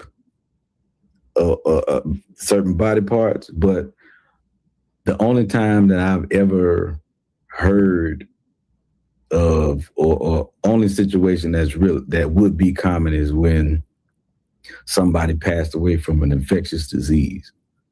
That's what I'm saying. Yeah, and you know, it's infectious or communicable, and you know, this is a public hazard. This is you know, this would be a problem for the public health, because the number one concern, especially as a funeral director, coroner, our number one thing is the public health. What do they do? Say what? what do they do with the body parts when the investigation is totally complete, when the autopsy is totally complete, the case is closed, the family, the law enforcement is okay with the results, the family has accepted the results. What do they do with those body parts then? Those body parts are preserved. I'm trying to say it, the right way. Preserved and placed back with the deceased and placed in disposition, in final disposition, whether that be buried, entombed, cremated, whatever. Well, how do they do that if the body, if somebody is, for example, Nolan Wells. Nolan Wells' body is buried and they still have his body parts. So what do they do with those body parts? How are they going to, like? That's a good question. That's why discard, but how do they, So that's a good question. That's why I was saying that discard, not discard, but discard. How do they discard? That's why I was saying it's an abnormal situation, because you buried somebody without all of the parts. Now, when they finish, maybe they will exhume him, which dig him up and place those parts back, with him, or they may do the second examination on those parts, and then the family may decide to cremate him or cremate those parts and say, hey, we'll keep this for ourselves. Now that I don't know. That is up to the discretion of the family. Gotcha. You know what I mean? But it's up to them what they would do. But that's why I'm glad you asked that, because that's what I'm saying. It's an abnormal situation. I'm not saying anybody broke the law. I'm saying that it is that rarely happens. You know what I mean? I'm saying somebody broke the law. It ain't anybody, because I'm with you on anybody. Anybody didn't break the law. Somebody broke the law, and we gonna get to the bottom of it. We ain't letting you uncivilized much rest. We gonna get to the bottom of it. We gonna smoke y'all out. Right. Well, now see, the legal side of me trying to say, all right, well, let's just see what happens. But initially, I'm not even gonna lie. I was like, I'm like, somebody done did something wrong. Now I try to, you try to pull it back and try not to jump to conclusion, but I don't know. Another side of me is like, because you watch other people's actions. You know what I mean? It's like, because to me, finding an attorney would be the last thing on my mind if my friend is gone, bro. I don't think anybody just jumping to conclusions. I think everybody walk right on into the conclusion. Ain't nobody got to jump. We walking right on into it. They led us into the conclusion. Like, look, man, any way you go in the world, 1 + 1 = 2. Yeah, in the world. Like, so ain't you all of this stuff trying to act, I got you, you're a professional, so you got to keep it professional. No, I ain't got to keep it professional. I can keep it real. I can keep it 100, 1,000, and say without a doubt, banking on my lived experiences. Yeah. If I see this happening, if you move this way, if it look like a duck, it walk like a duck, it quack like a duck, it's a duck. It's a duck. And that's what I'm saying. Like, when you start talking about, if you just start asking questions, you know what I mean? And like I said, I don't know exactly what the facts are, but if the things I'm hearing are factual, then it's real crazy, because it's like, why'd y'all have his phone? Why'd y'all have his keys? We need to be sounding the alarm. Like, if I go somewhere with you and then you end up saying, hey, man, I'm going to go off with somebody and I don't see you for hours, where are you going without your phone? Even if you don't have service. You know what I mean? Like, yeah, service bad over here, but why would you just say, well, I'm just going to leave the phone on the book with everybody else, to where, I can't even even in a place where it's a bad signal, you can get a distress call from a phone or something. You know what I mean? Like I got a compass or something on this daggone thing to help me get where I'm going. Like, cause most people don't even know this. When I first got out of college, man, the first job I ever got, I was a probation officer. Mm. And I'm saying you have to go through the academy. One of the things that the officer said, if you were stuck in the jungle, which one would you rather have? You want your sidearm or you want your walkie-talkie? And everybody was like, I want my sidearm. You can give me my gun. He said, no, you need your walkie-talkie. I need to be able to communicate. He said, I can call somebody to come get me. With some guns, with some sidearms. Yeah, I can tell them, hey, come get me and bring your sidearm. But if all I have is a sidearm, then once that's done, I'm done. Yeah, you're gonna run out of bullets. Yeah, you're gonna run out of ammo. Yeah, so I mean, I don't know, man. And as attached as these young kids are, you tell he's 19, the average 19 is glued to the phone. They ain't going nowhere without that, without their phone. So I mean, it's on the side of me that is not professional is like you raise the eyebrow, but I just said let me pull it back, let me see. You know what I mean? I don't know, man. I don't know. But as far as the protocol of handling the body, yeah, that is out of the standard procedure. It is outside of standard procedure. Outside of standard procedure. We're talking to you, Bruce Lynn Jr., coroner. We're talking to you, Stacy Turner, the medical examiner. We're talking to both of y'all. And anybody that don't like it, kick rocks. I mean, and they, like I said, they may have their story together. You might, but I mean, yeah, they got their story together. They always have their story together. Together. Yeah. Together. They're always together with the story. Yeah. But we on y'all bumper, and we ain't letting this go. How about that? Yeah. Shula King, y'all. Shula King, ladies and gentlemen. Shula King. Hey, man. King.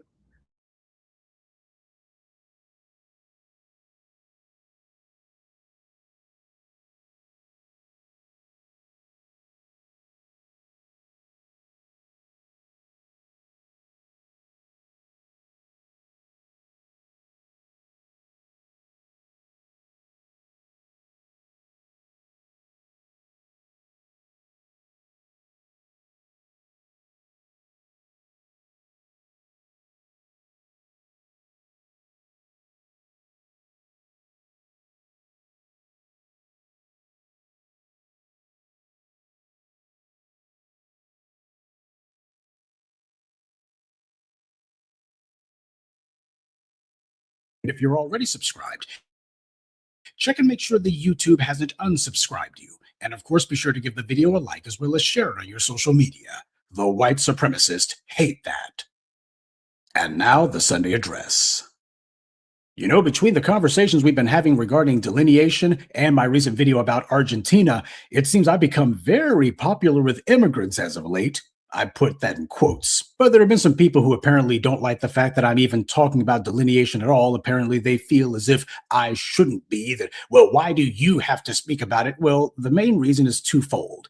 First of all, why are people surprised that this issue is even coming up at all? Why are they acting as if, we don't know where this came from? And secondly, why does it seem that they're surprised that it's coming from us?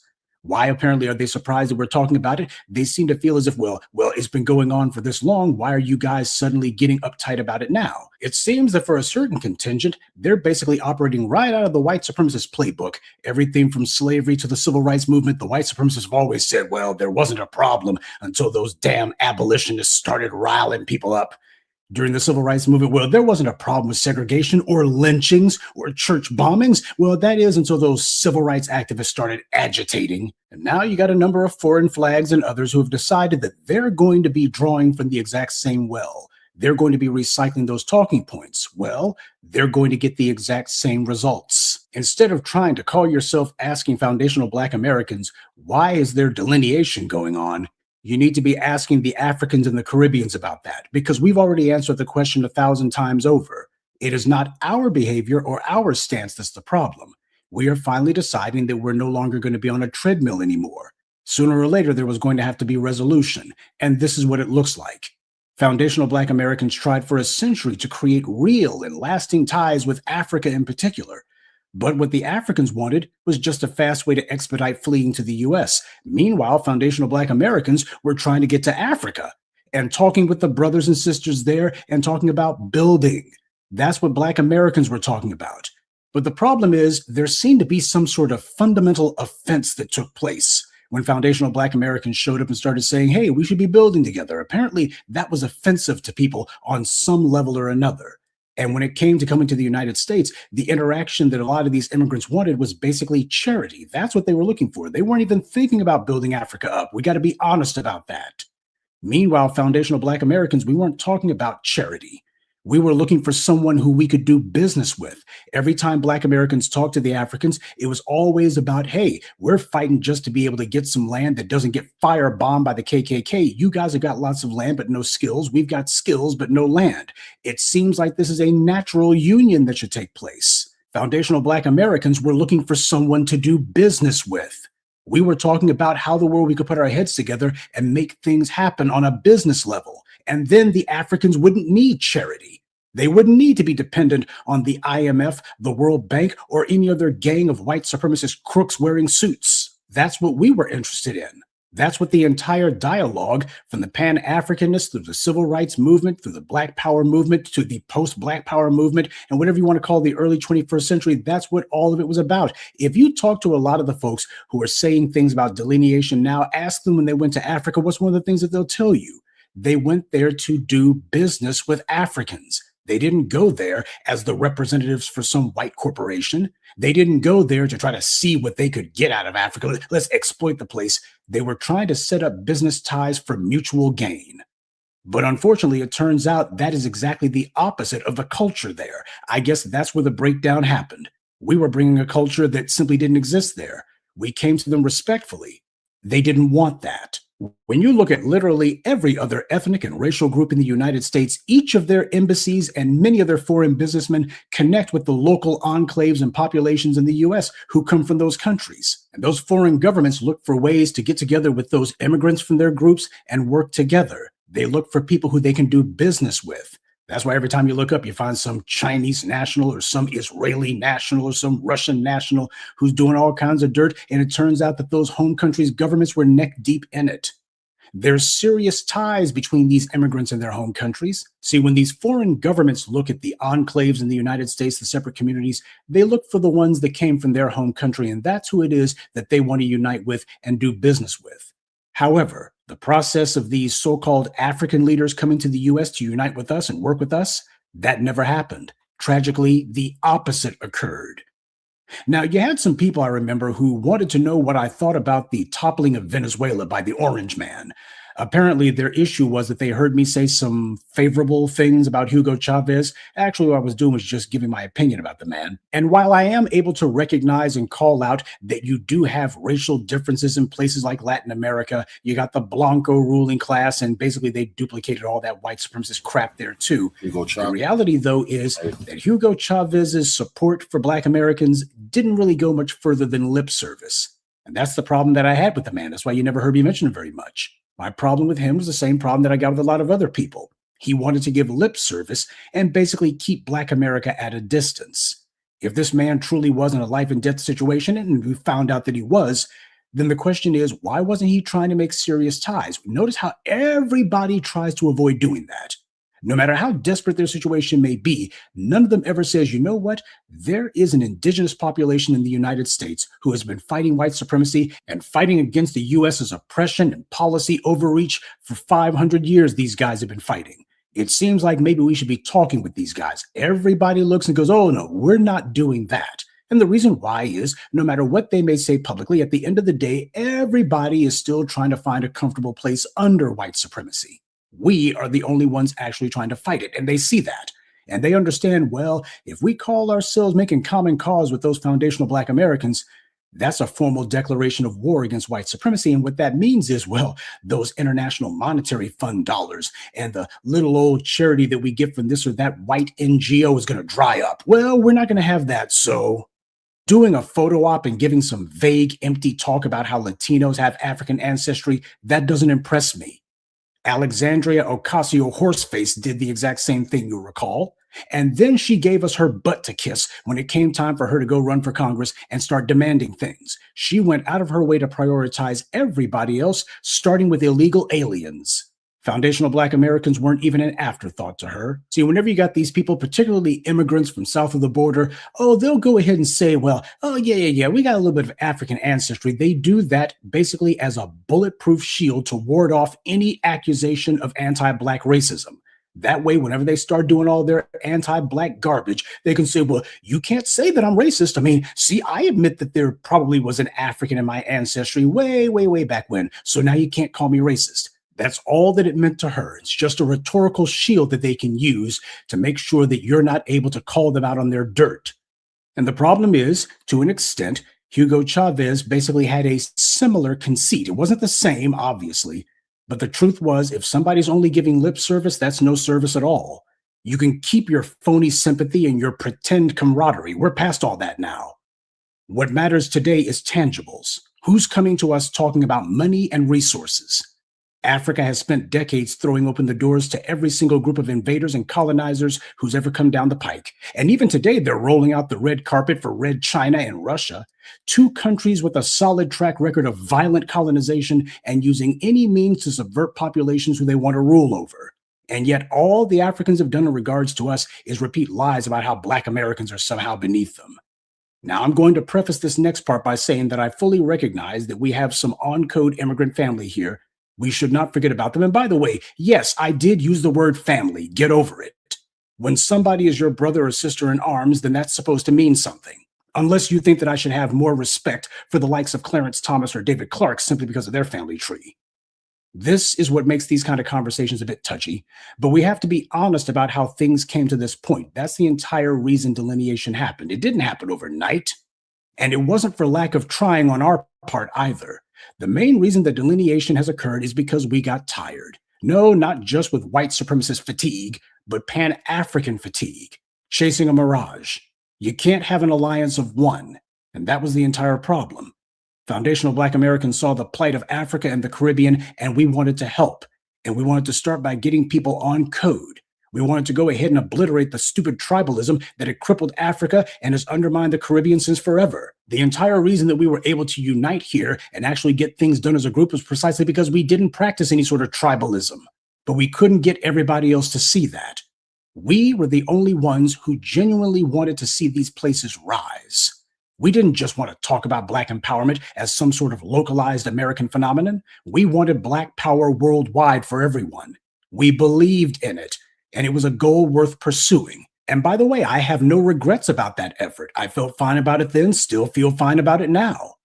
But ultimately, we had to accept that the Africans in the Caribbean didn't actually want empowerment. Sure, some of them do, but the problem is not enough of them do. They're still looking for a comfortable place under white supremacy, even after all these centuries. The only thing they actually wanted was just for Massa to stop hitting them with that whip. They were only too happy to continue serving Massa in every other way, including for a lot of them sexually, but they just didn't like getting hit with the whip. Okay, well, white power and the Asiatics, they understand that their control over Africa and the Caribbean doesn't have to come through a whip or chains. So that was an easy compromise for them to make. The Africans have had decades to build bridges with us. Instead, they made it a point to build walls. They wanted to mock and ridicule us. And they did this for generation after generation. Everybody who showed up here spouting the exact same garbage. I showed you on the same YouTube channel, this behavior began long before the 1960s. You had people coming here long before the US government formally stopped its blockade and its embargo on Black immigrants. The folks who were coming in here, too many of them, not all, but too many, were on that nonsense. They were already getting their mind set on team white supremacy in many cases before they even got here. They knew exactly what they wanted to say to ingratiate themselves with the white power structure, including trying to talk down about Black Americans and the places where we live. Considering the conditions of these countries, they're in no position to mock anyone, but they tried. But then again, we should have examined not just the criminal behavior of Africa and the Caribbean so-called leaders. We should also have been bluntly honest with ourselves about how those societies treat one another. All of that fierce tribalism that they practice there, where it's not about the nation, it's all about someone's particular tribe, that's not the fault of Africa's kleptocratic leaders. That's a long-standing, deeply entrenched cultural problem, one that the African has had since forever and that they refuse to let go. But rather than confront this plague and eliminate it, instead they sought to confront us, and that's the entire problem. The people who want to whine and complain about delineation, they have never criticized the African and Caribbean leaders and figures and mouthpieces who have been running us into the ground for decades. That's the divisiveness. That's where the divisions come from. We just hadn't been responding to it. They do not and have never said a word when Black immigrants come here and begin getting all kinds of government support and corporate set-asides, and then have the nerve to wag their fingers at us and tell us that we're lazy. These sock puppet accounts and others who call themselves being resentful about this entire delineation conversation, these are the people who have had no problem at all with all the divisions so long as the wedge was on our heads. And that's cowardice. The issue is that we took the abuse with silence for so long that apparently a lot of them, they don't seem to realize it's a brand new day now. Things are different now. They still think that they can cow us right back into silence again, but they're shocked at the fact that it's not working. Well, let me be the first to tell you, you can save your breath. It stinks anyway. The only people that these would-be critics need to be complaining at are the African and Caribbeans who spent decades maligning us, turning their backs on us, and who, when we tried to do business with them, they said no. And they preferred to crawl in bed with the colonizers and foreigners from Asia instead. Those are the ones who people need to be complaining at and saying, why are you guys so divisive? Because that's been the problem. They have a lot to answer for.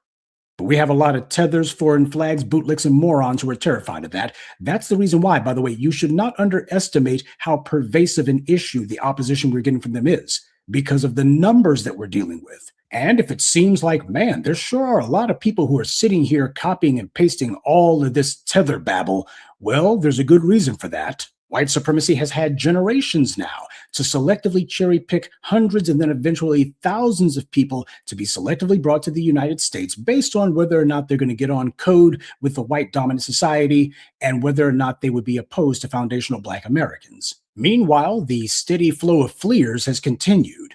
Isn't it interesting? They hate foundational Black Americans. Foundational Black Americans are all criminals, and foundational Black Americans are lazy and don't build. And yet when they decide to flee from their home, where do they flee to? The very place where the lazy foundational Black Americans are. Apparently, what some people seem offended by is that the people who have been waving the flag of Black empowerment, the only ones who have truly been waving the flag of Black pride, the people who everyone around the world understands to be the definition of Black, especially when it comes to culture and historical achievement, apparently people are offended that those people had the nerve to actually say what they've contributed. Okay, fine. Then who else is going to take the unique place that we've had then? Shouldn't it be the continent that has hundreds of millions of people literally sitting on the world's largest natural resources? And yet in too many cases, those same people were more interested in attacking and disrespecting people on the other side of the globe.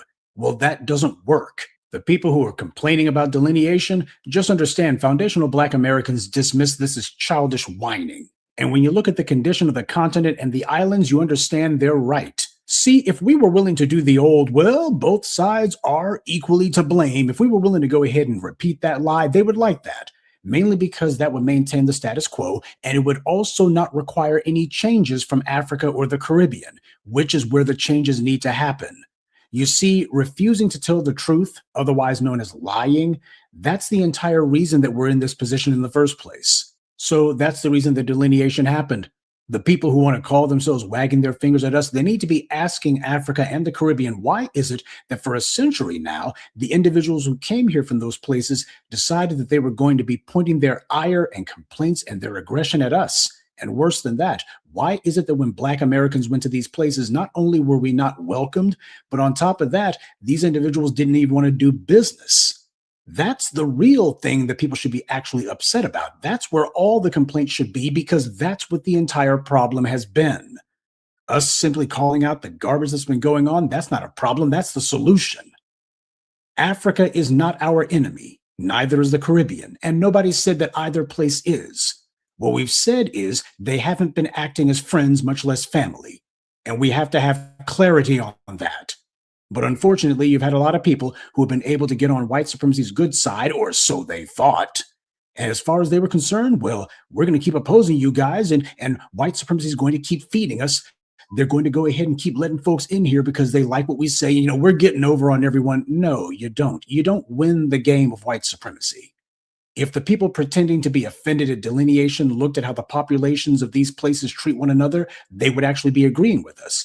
But that's the problem, isn't it? They've refused to look at the behavior that's been going on there.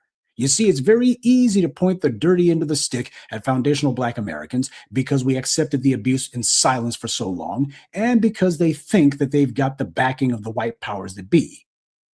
But now that it turns out that the folks who have been quiet are starting to speak up for themselves, and white supremacy is done playing nice with the people who thought that they would be its tools, now all of a sudden they want to cry foul. Well, it's a little bit too late for that. Africa and the Caribbean needs to change the way that it treats Black people, starting with their own. And then after they finally decide that they can show some respect for Blackness and that they want to put Black on a pedestal and to empower it, to finally live up to the rhetoric that they've been saying, to make those places into places that people want to flee to instead of flee from. And if they come to us with respect, not just for what we've done, but also for what we could do together, then we will finally have the beginning of a change that could be meaningful. But until then, the right thing to do is to go ahead and draw the line between the people who actually want Black empowerment and the ones who are still trying to find a comfortable place under oppression.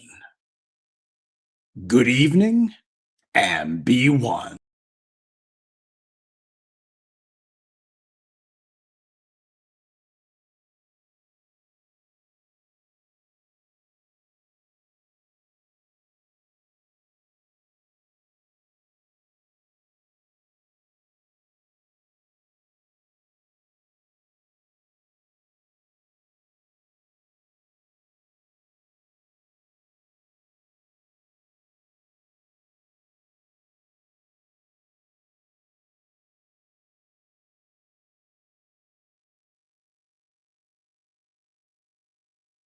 I saw Cameron saying he's not an African and Africa stinks. I'm not African. Sin went to Africa and told me people stink.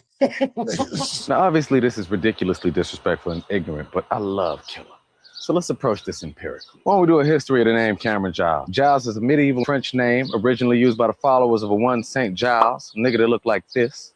Not exactly a striking resemblance, even if you put him in a pink fur. On the other hand, there were plenty of slaveholders named Giles. Written records trace the human beings they enslaved to Africa, oftentimes referring to them as Coromantese if they was from modern-day Ghana, Mandingos if they were from the Sahel, Igbos if they were from modern-day Nigeria. But clearly, the name Giles was passed down from someone who enslaved Africans. Now, if modern science places human beings at 300,000 years old and the oldest archaeological evidence of Homo sapiens is in Africa, Morocco, South Africa, Ethiopia, then I'll struggle to understand how 500 years here erases 299,500 years in Africa. Culturally, you resonate with America. Fine, that's a nationality. You may have European or indigenous blood, but your ancestral origin is overwhelmingly African. Take a DNA test. You tell me what it says. I can see Killer being like Cherokee, but you're gonna have a lot of Nigeria in there, my guy. Don't get mad at me because I love Cam. But like Africa stinks, come on. I mean, it stinks everywhere, nigga. My dogs are shit in my backyard. Now my backyard stinks. They're pocket watching. That's another thing with the Democrat flunky and the tether class. They do a lot of pocket watching. I'm over here in Japan right now, and I've been posting pictures. And boy, the tether class, well, they've been so mad because I'm over here. You know, when I travel, I be rocking my FBA shirts. Boy, the tethers were so mad. Look at this nigga, this grift. It's a grifter. You took the FBA money and went on a vacation. Look at, he got the FBA money and went on vacation like a grifter. You know how much of a scammer that you gotta be. You know how much of a damn con artist and scam artist you gotta be. You gotta make up a non-existent fund FBA money. What the fuck is FBA money? You can tell a scamming tether. They done made up their whole fabricated fund of money, FBA money. Like they done made up some pretend centralized communal FBA money and act like it's paying for personal travel. That's how much of a scam mindset these people have.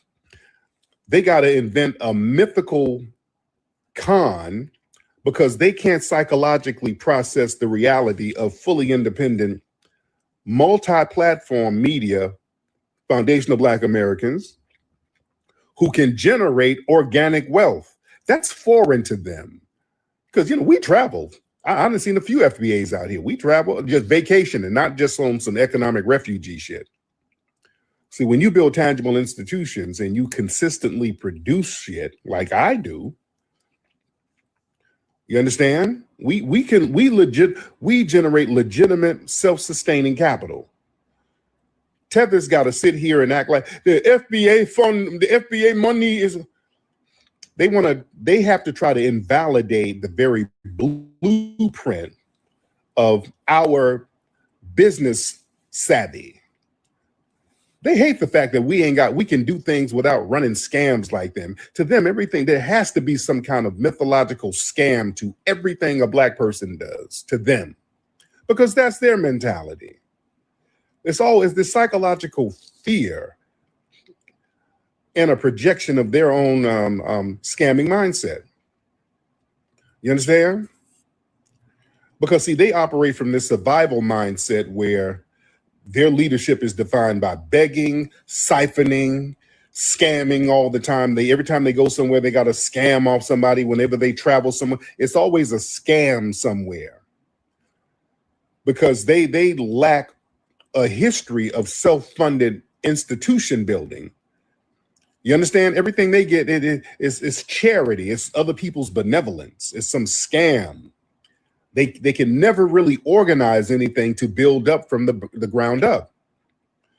So they try to project their own parasitic mentality on the foundational Black Americans. You understand?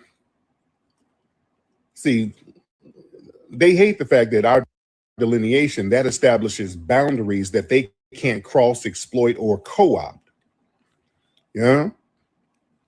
And we as foundational Black Americans, we got the capital to travel. See, there's an anti-Black American resentment that a lot of these people have. Like, we're never supposed to enjoy the fruits of our labor. See, when individuals from other groups, when they have businesses, they produce media, they curate cultural spaces, if they take an international trip, that's just seen as standard executive leisure. You understand? When foundational Black Americans, when we vacation, when we travel, the Tether's always trying to imply a crime has been committed, because that's what they do. They always got to police what we do and project their little scams on what we do. They want us confined to a state of perpetual struggle and trauma so they can look down at us and feel superior. See, the image of us they want is us being in the hood, so they can come over and feel better about their fleeing damn disposition. You see? See, these Tethers, they suffer from severe economic illiteracy. They pretend they don't understand how monetization and digital distribution and brand protection and independent operation networks work. We as foundational Black Americans, we can get on code enough to build independent wealth and resources. We can do that. That's why we're the only first world Black people on the planet. And it wasn't because of no damn benevolence from the dominant society. They like to pretend that white people, they like to pretend that foundational Black Americans have resources because of generous white people. That ain't it at all. These people did everything they could to stop us from having resources. Foundational Black Americans had to get it out the mud. All the FBAs here, y'all, what white people gave you anything? Any of you foundational Black Americans who got anything, you got nice homes, nice cars, you had to grind for that shit. In spite of everything that was done. Do you know how hard it was for us to get shit popping? These people threw every obstacle. We didn't get shit. Nobody gave us nothing. We didn't get no benevolence. These people threw every obstacle our way. We just overcame the obstacle. Where my FBAs at in the chat room? If you own a home or whatever, well, you got that shit out the mud. If you got a nice ride, you got it out the mud, nigga. You know why people give you nothing at all? Shit. And you didn't scam. Yeah, we don't do all that scam shit because it ain't really worth it. Notice we don't do a whole bunch of them old crazy ass weird scams. We don't do that. Generally, I mean, we do have a few scammers, but that's not a part of the culture. We don't be doing all the more crazy ass scams. We just get it out the damn mud. Excuse me. And that bothers them. That really bothers the tether class. You understand?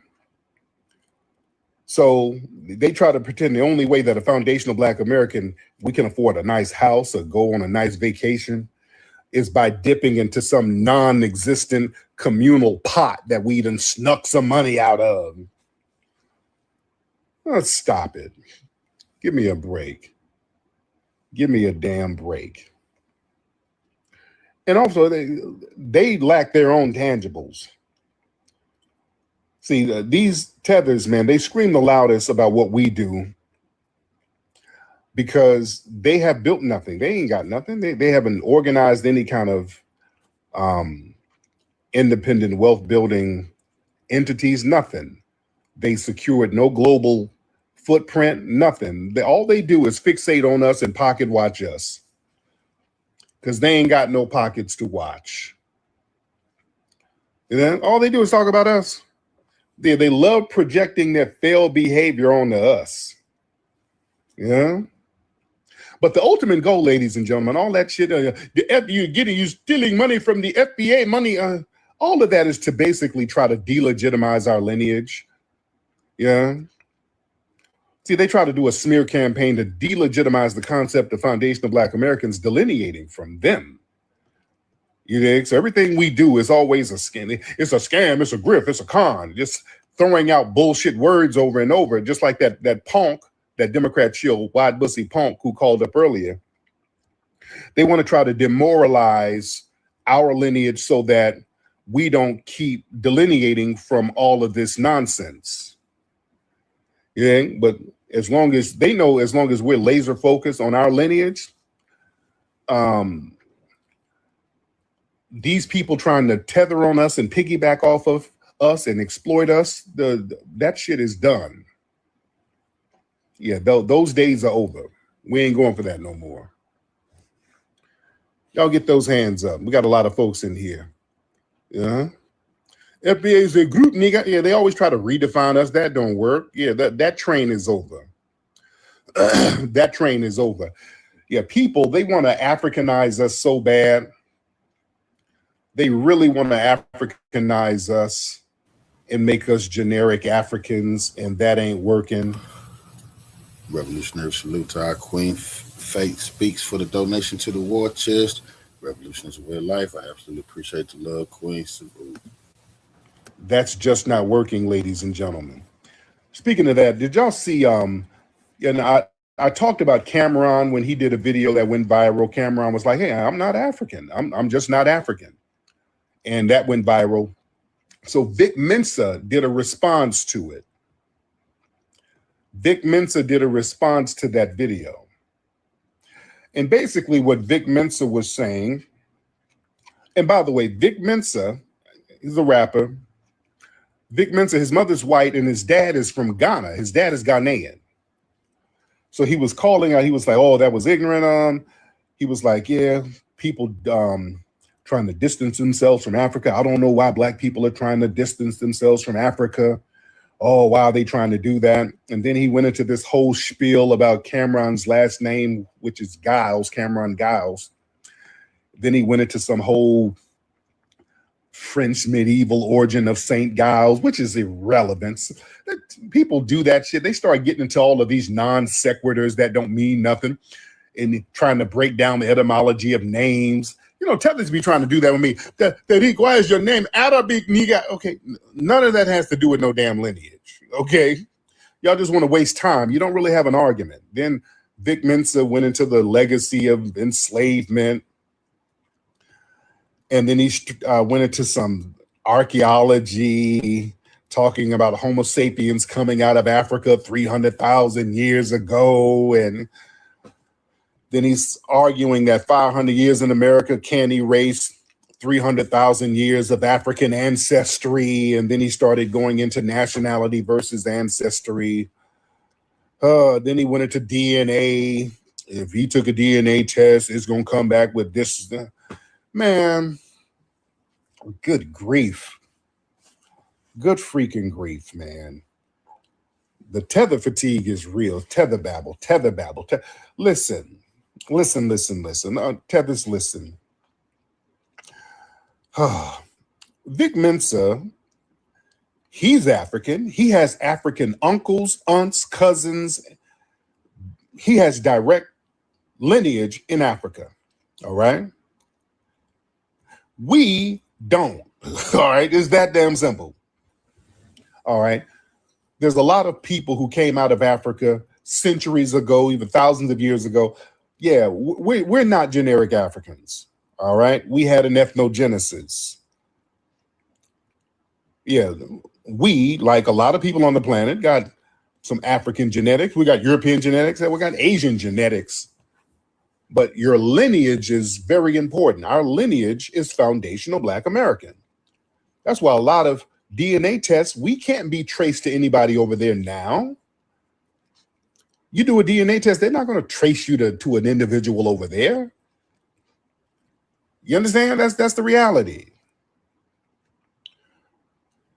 And trying to conflate the lived reality of a first-generation immigrant, which is Vic Mensa, with the reality of a lineage that's been separated for the continent for centuries, that's just intellectually dishonest. And the reality is we had an ethnogenesis. Foundational Black Americans, we didn't forget our origins and all that bullshit. We survived a very deliberate, systematic ethnocide and emerged through the process of ethnogenesis. We had a brand new ethnic group. That's the reality. And that ethnic group is indigenous to the United States. I'm going to say that again. We are indigenous to the United States. We are indigenous to the United States, ladies and gentlemen. We are the foundational population of the United States. All right? We forged a distinct language, culture, spiritual practice, identity, culinary skills, all of that right here on American soil. Foundational Black Americans, that's not a denial of genetics. That's an accurate classification of an ethnicity forged on this soil. Good grief. It's real simple. Every human lineage can basically trace to Africa. Groups migrated to Europe, groups migrated to Asia, other parts of the world thousands of years ago, and over time they developed their own distinct ethnic groups.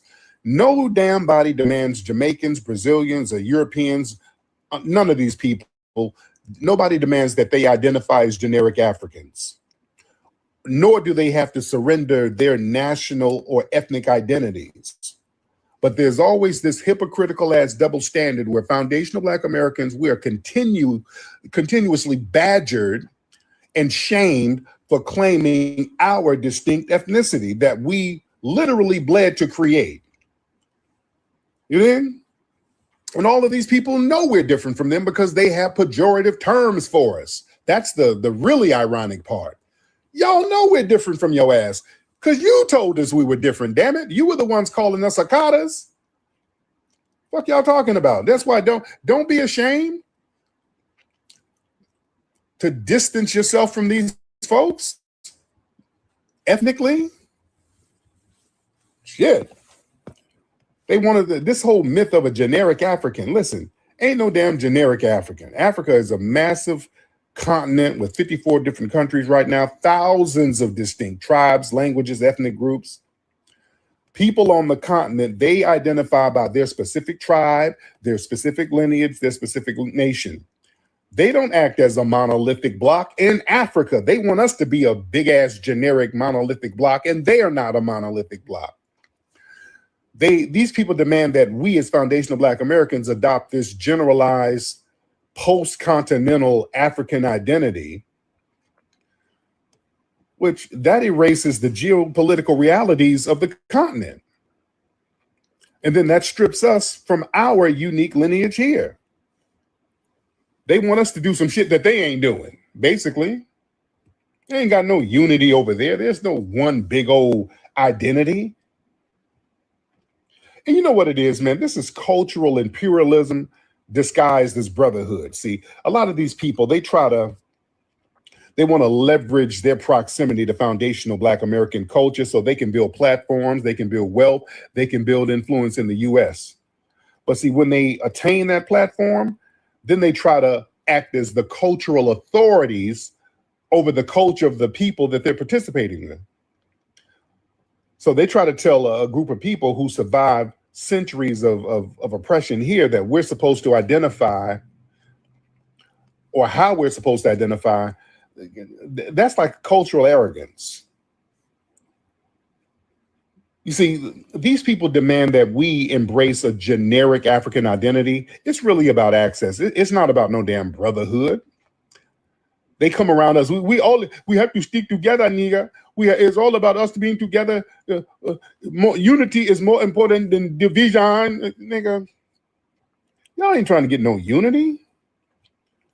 Foundational Black Americans, man, y'all, we've created the most globally dominant, lucrative, influential culture on the planet. I'm out here in Japan. These people are running around here dressing and acting like us. But see, the tethers, they want to blur the lines of ethnicity, and they want to push a false monolithic identity so that the non-FBAs can seamlessly co-opt foundational Black American accomplishments, institutions, civil rights legacy, and resources without them having to respect the specific lineage that built them. They can just elbow us out the way and say, hey, look at what we've done. Since we all African, and I'm the real African, look at what we've accomplished. And those niggas over there that's bleeding and suffering from all of the hard work, well, they ain't really got no culture. We ain't doing that shit. We're not doing that at all. You see? Those days are over. And listen, claiming foundational Black American status, that's not a rejection of African DNA. That's a declaration of our survival and our mastery. So when we acknowledge our biological roots, that's basic science. And it's a genetic blueprint and a genetic footprint that we have here. That's very real. So when we identify as foundational Black Americans, that's about honoring our specific grandmothers, grandfathers, people like that who built the culture out of nothing in this country and who built the country from the ground up.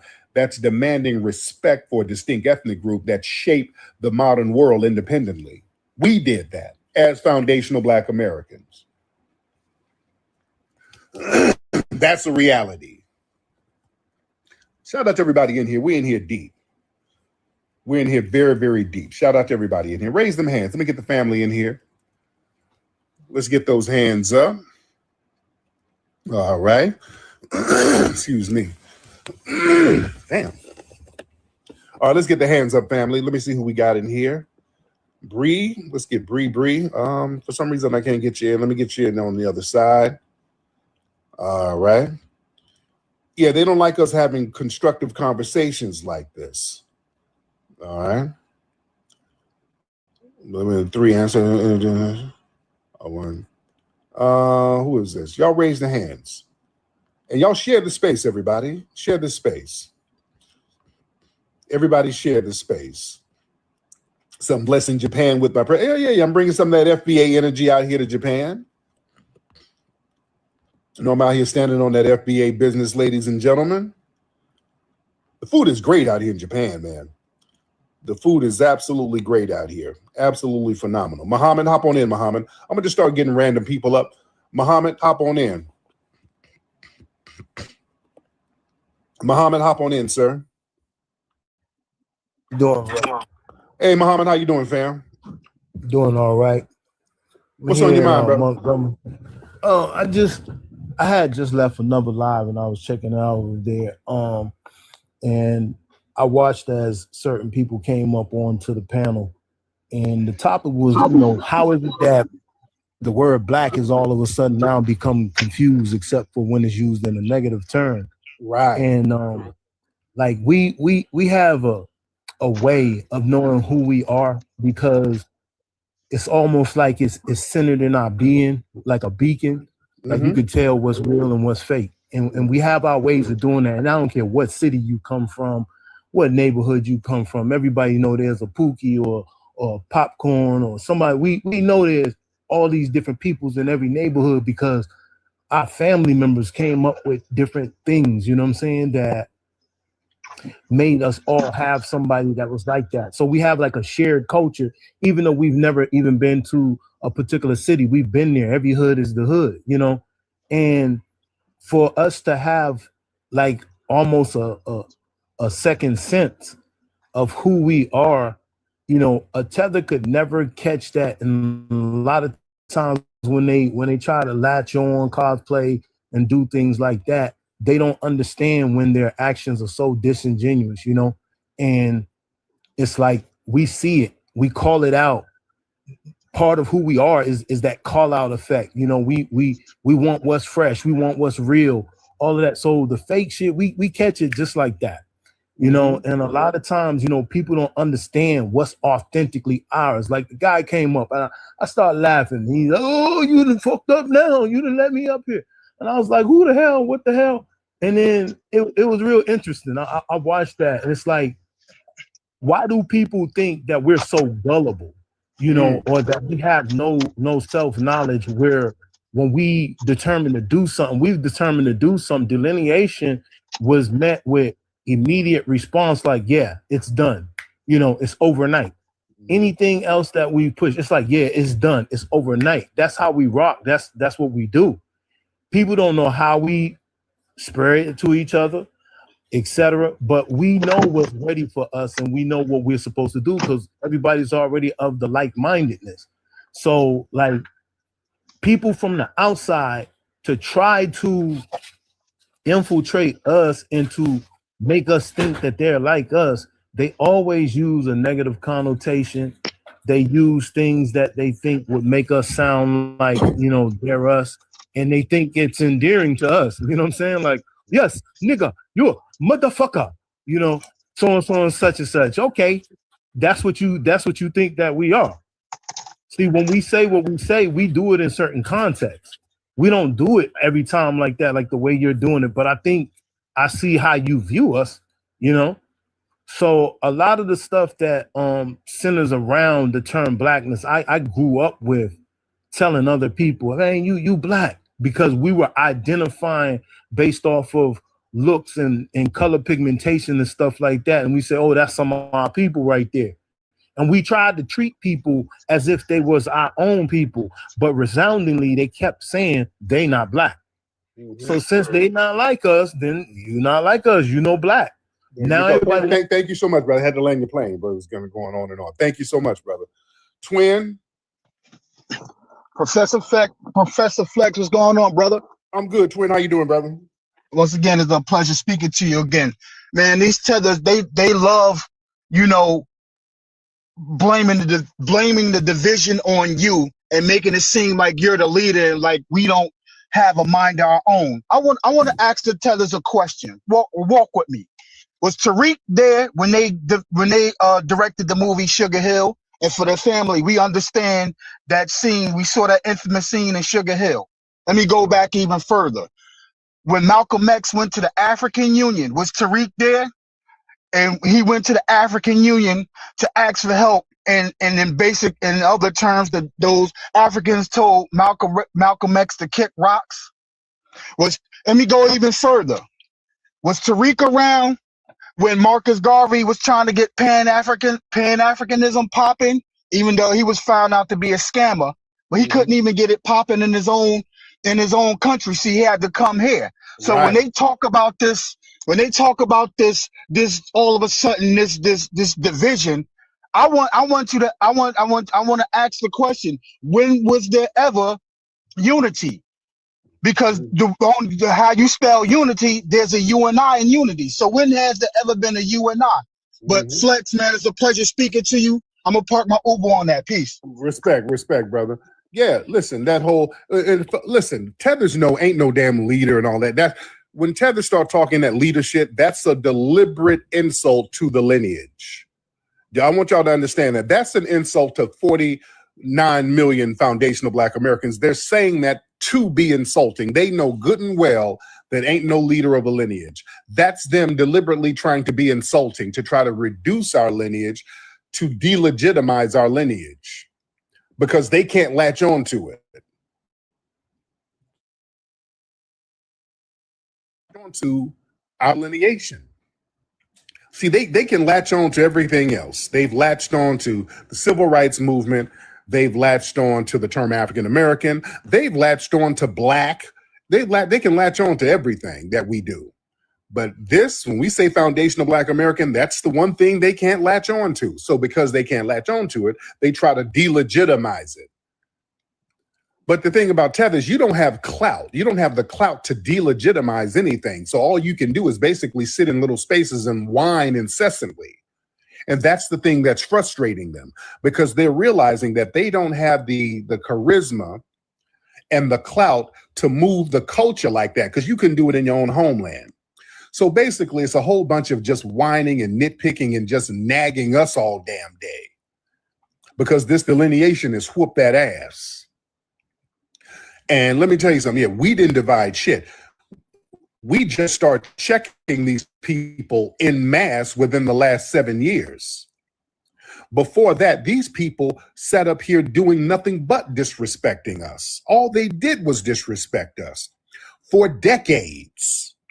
After we helped them, we were the ones, you go back to the 60s, 70s, 80s, 90s, we were going out of our way to help these people. We were helping them get immigration over here. We were helping them get housing and get citizenship. We were, hell, even before, we were bringing people and letting them come to HBCUs. It was immigrants going to Tuskegee. You were going to our HBCUs.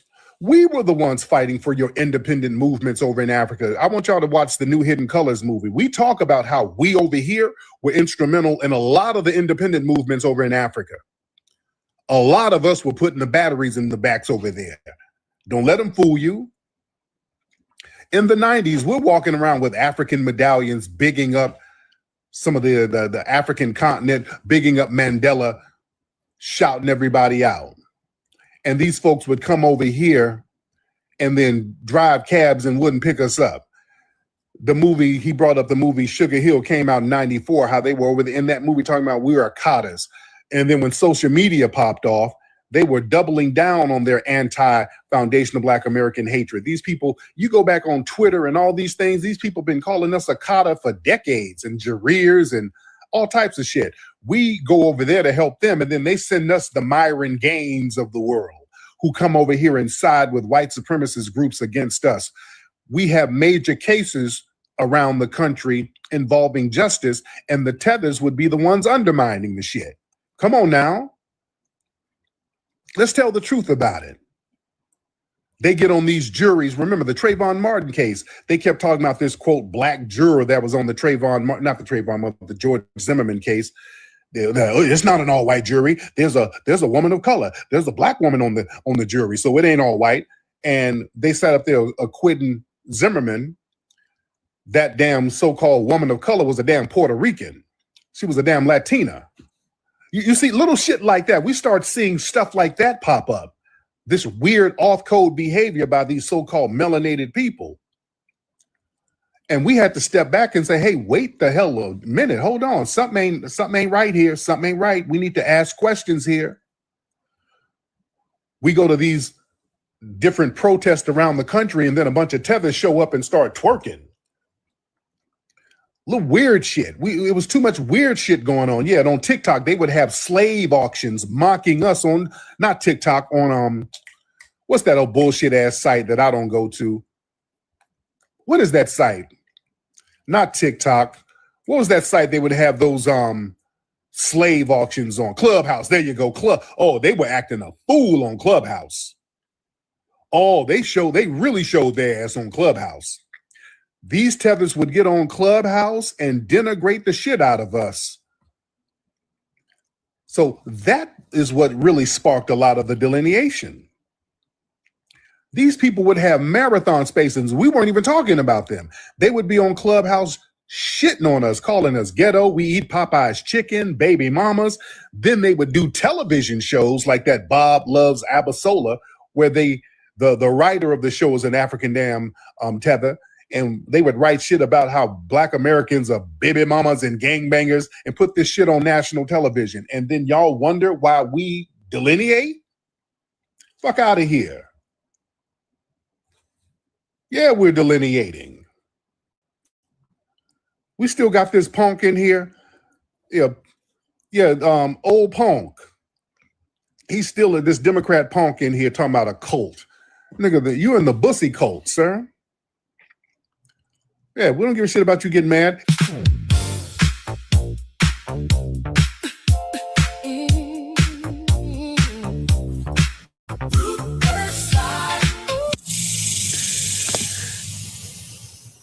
Cool thing. Follow me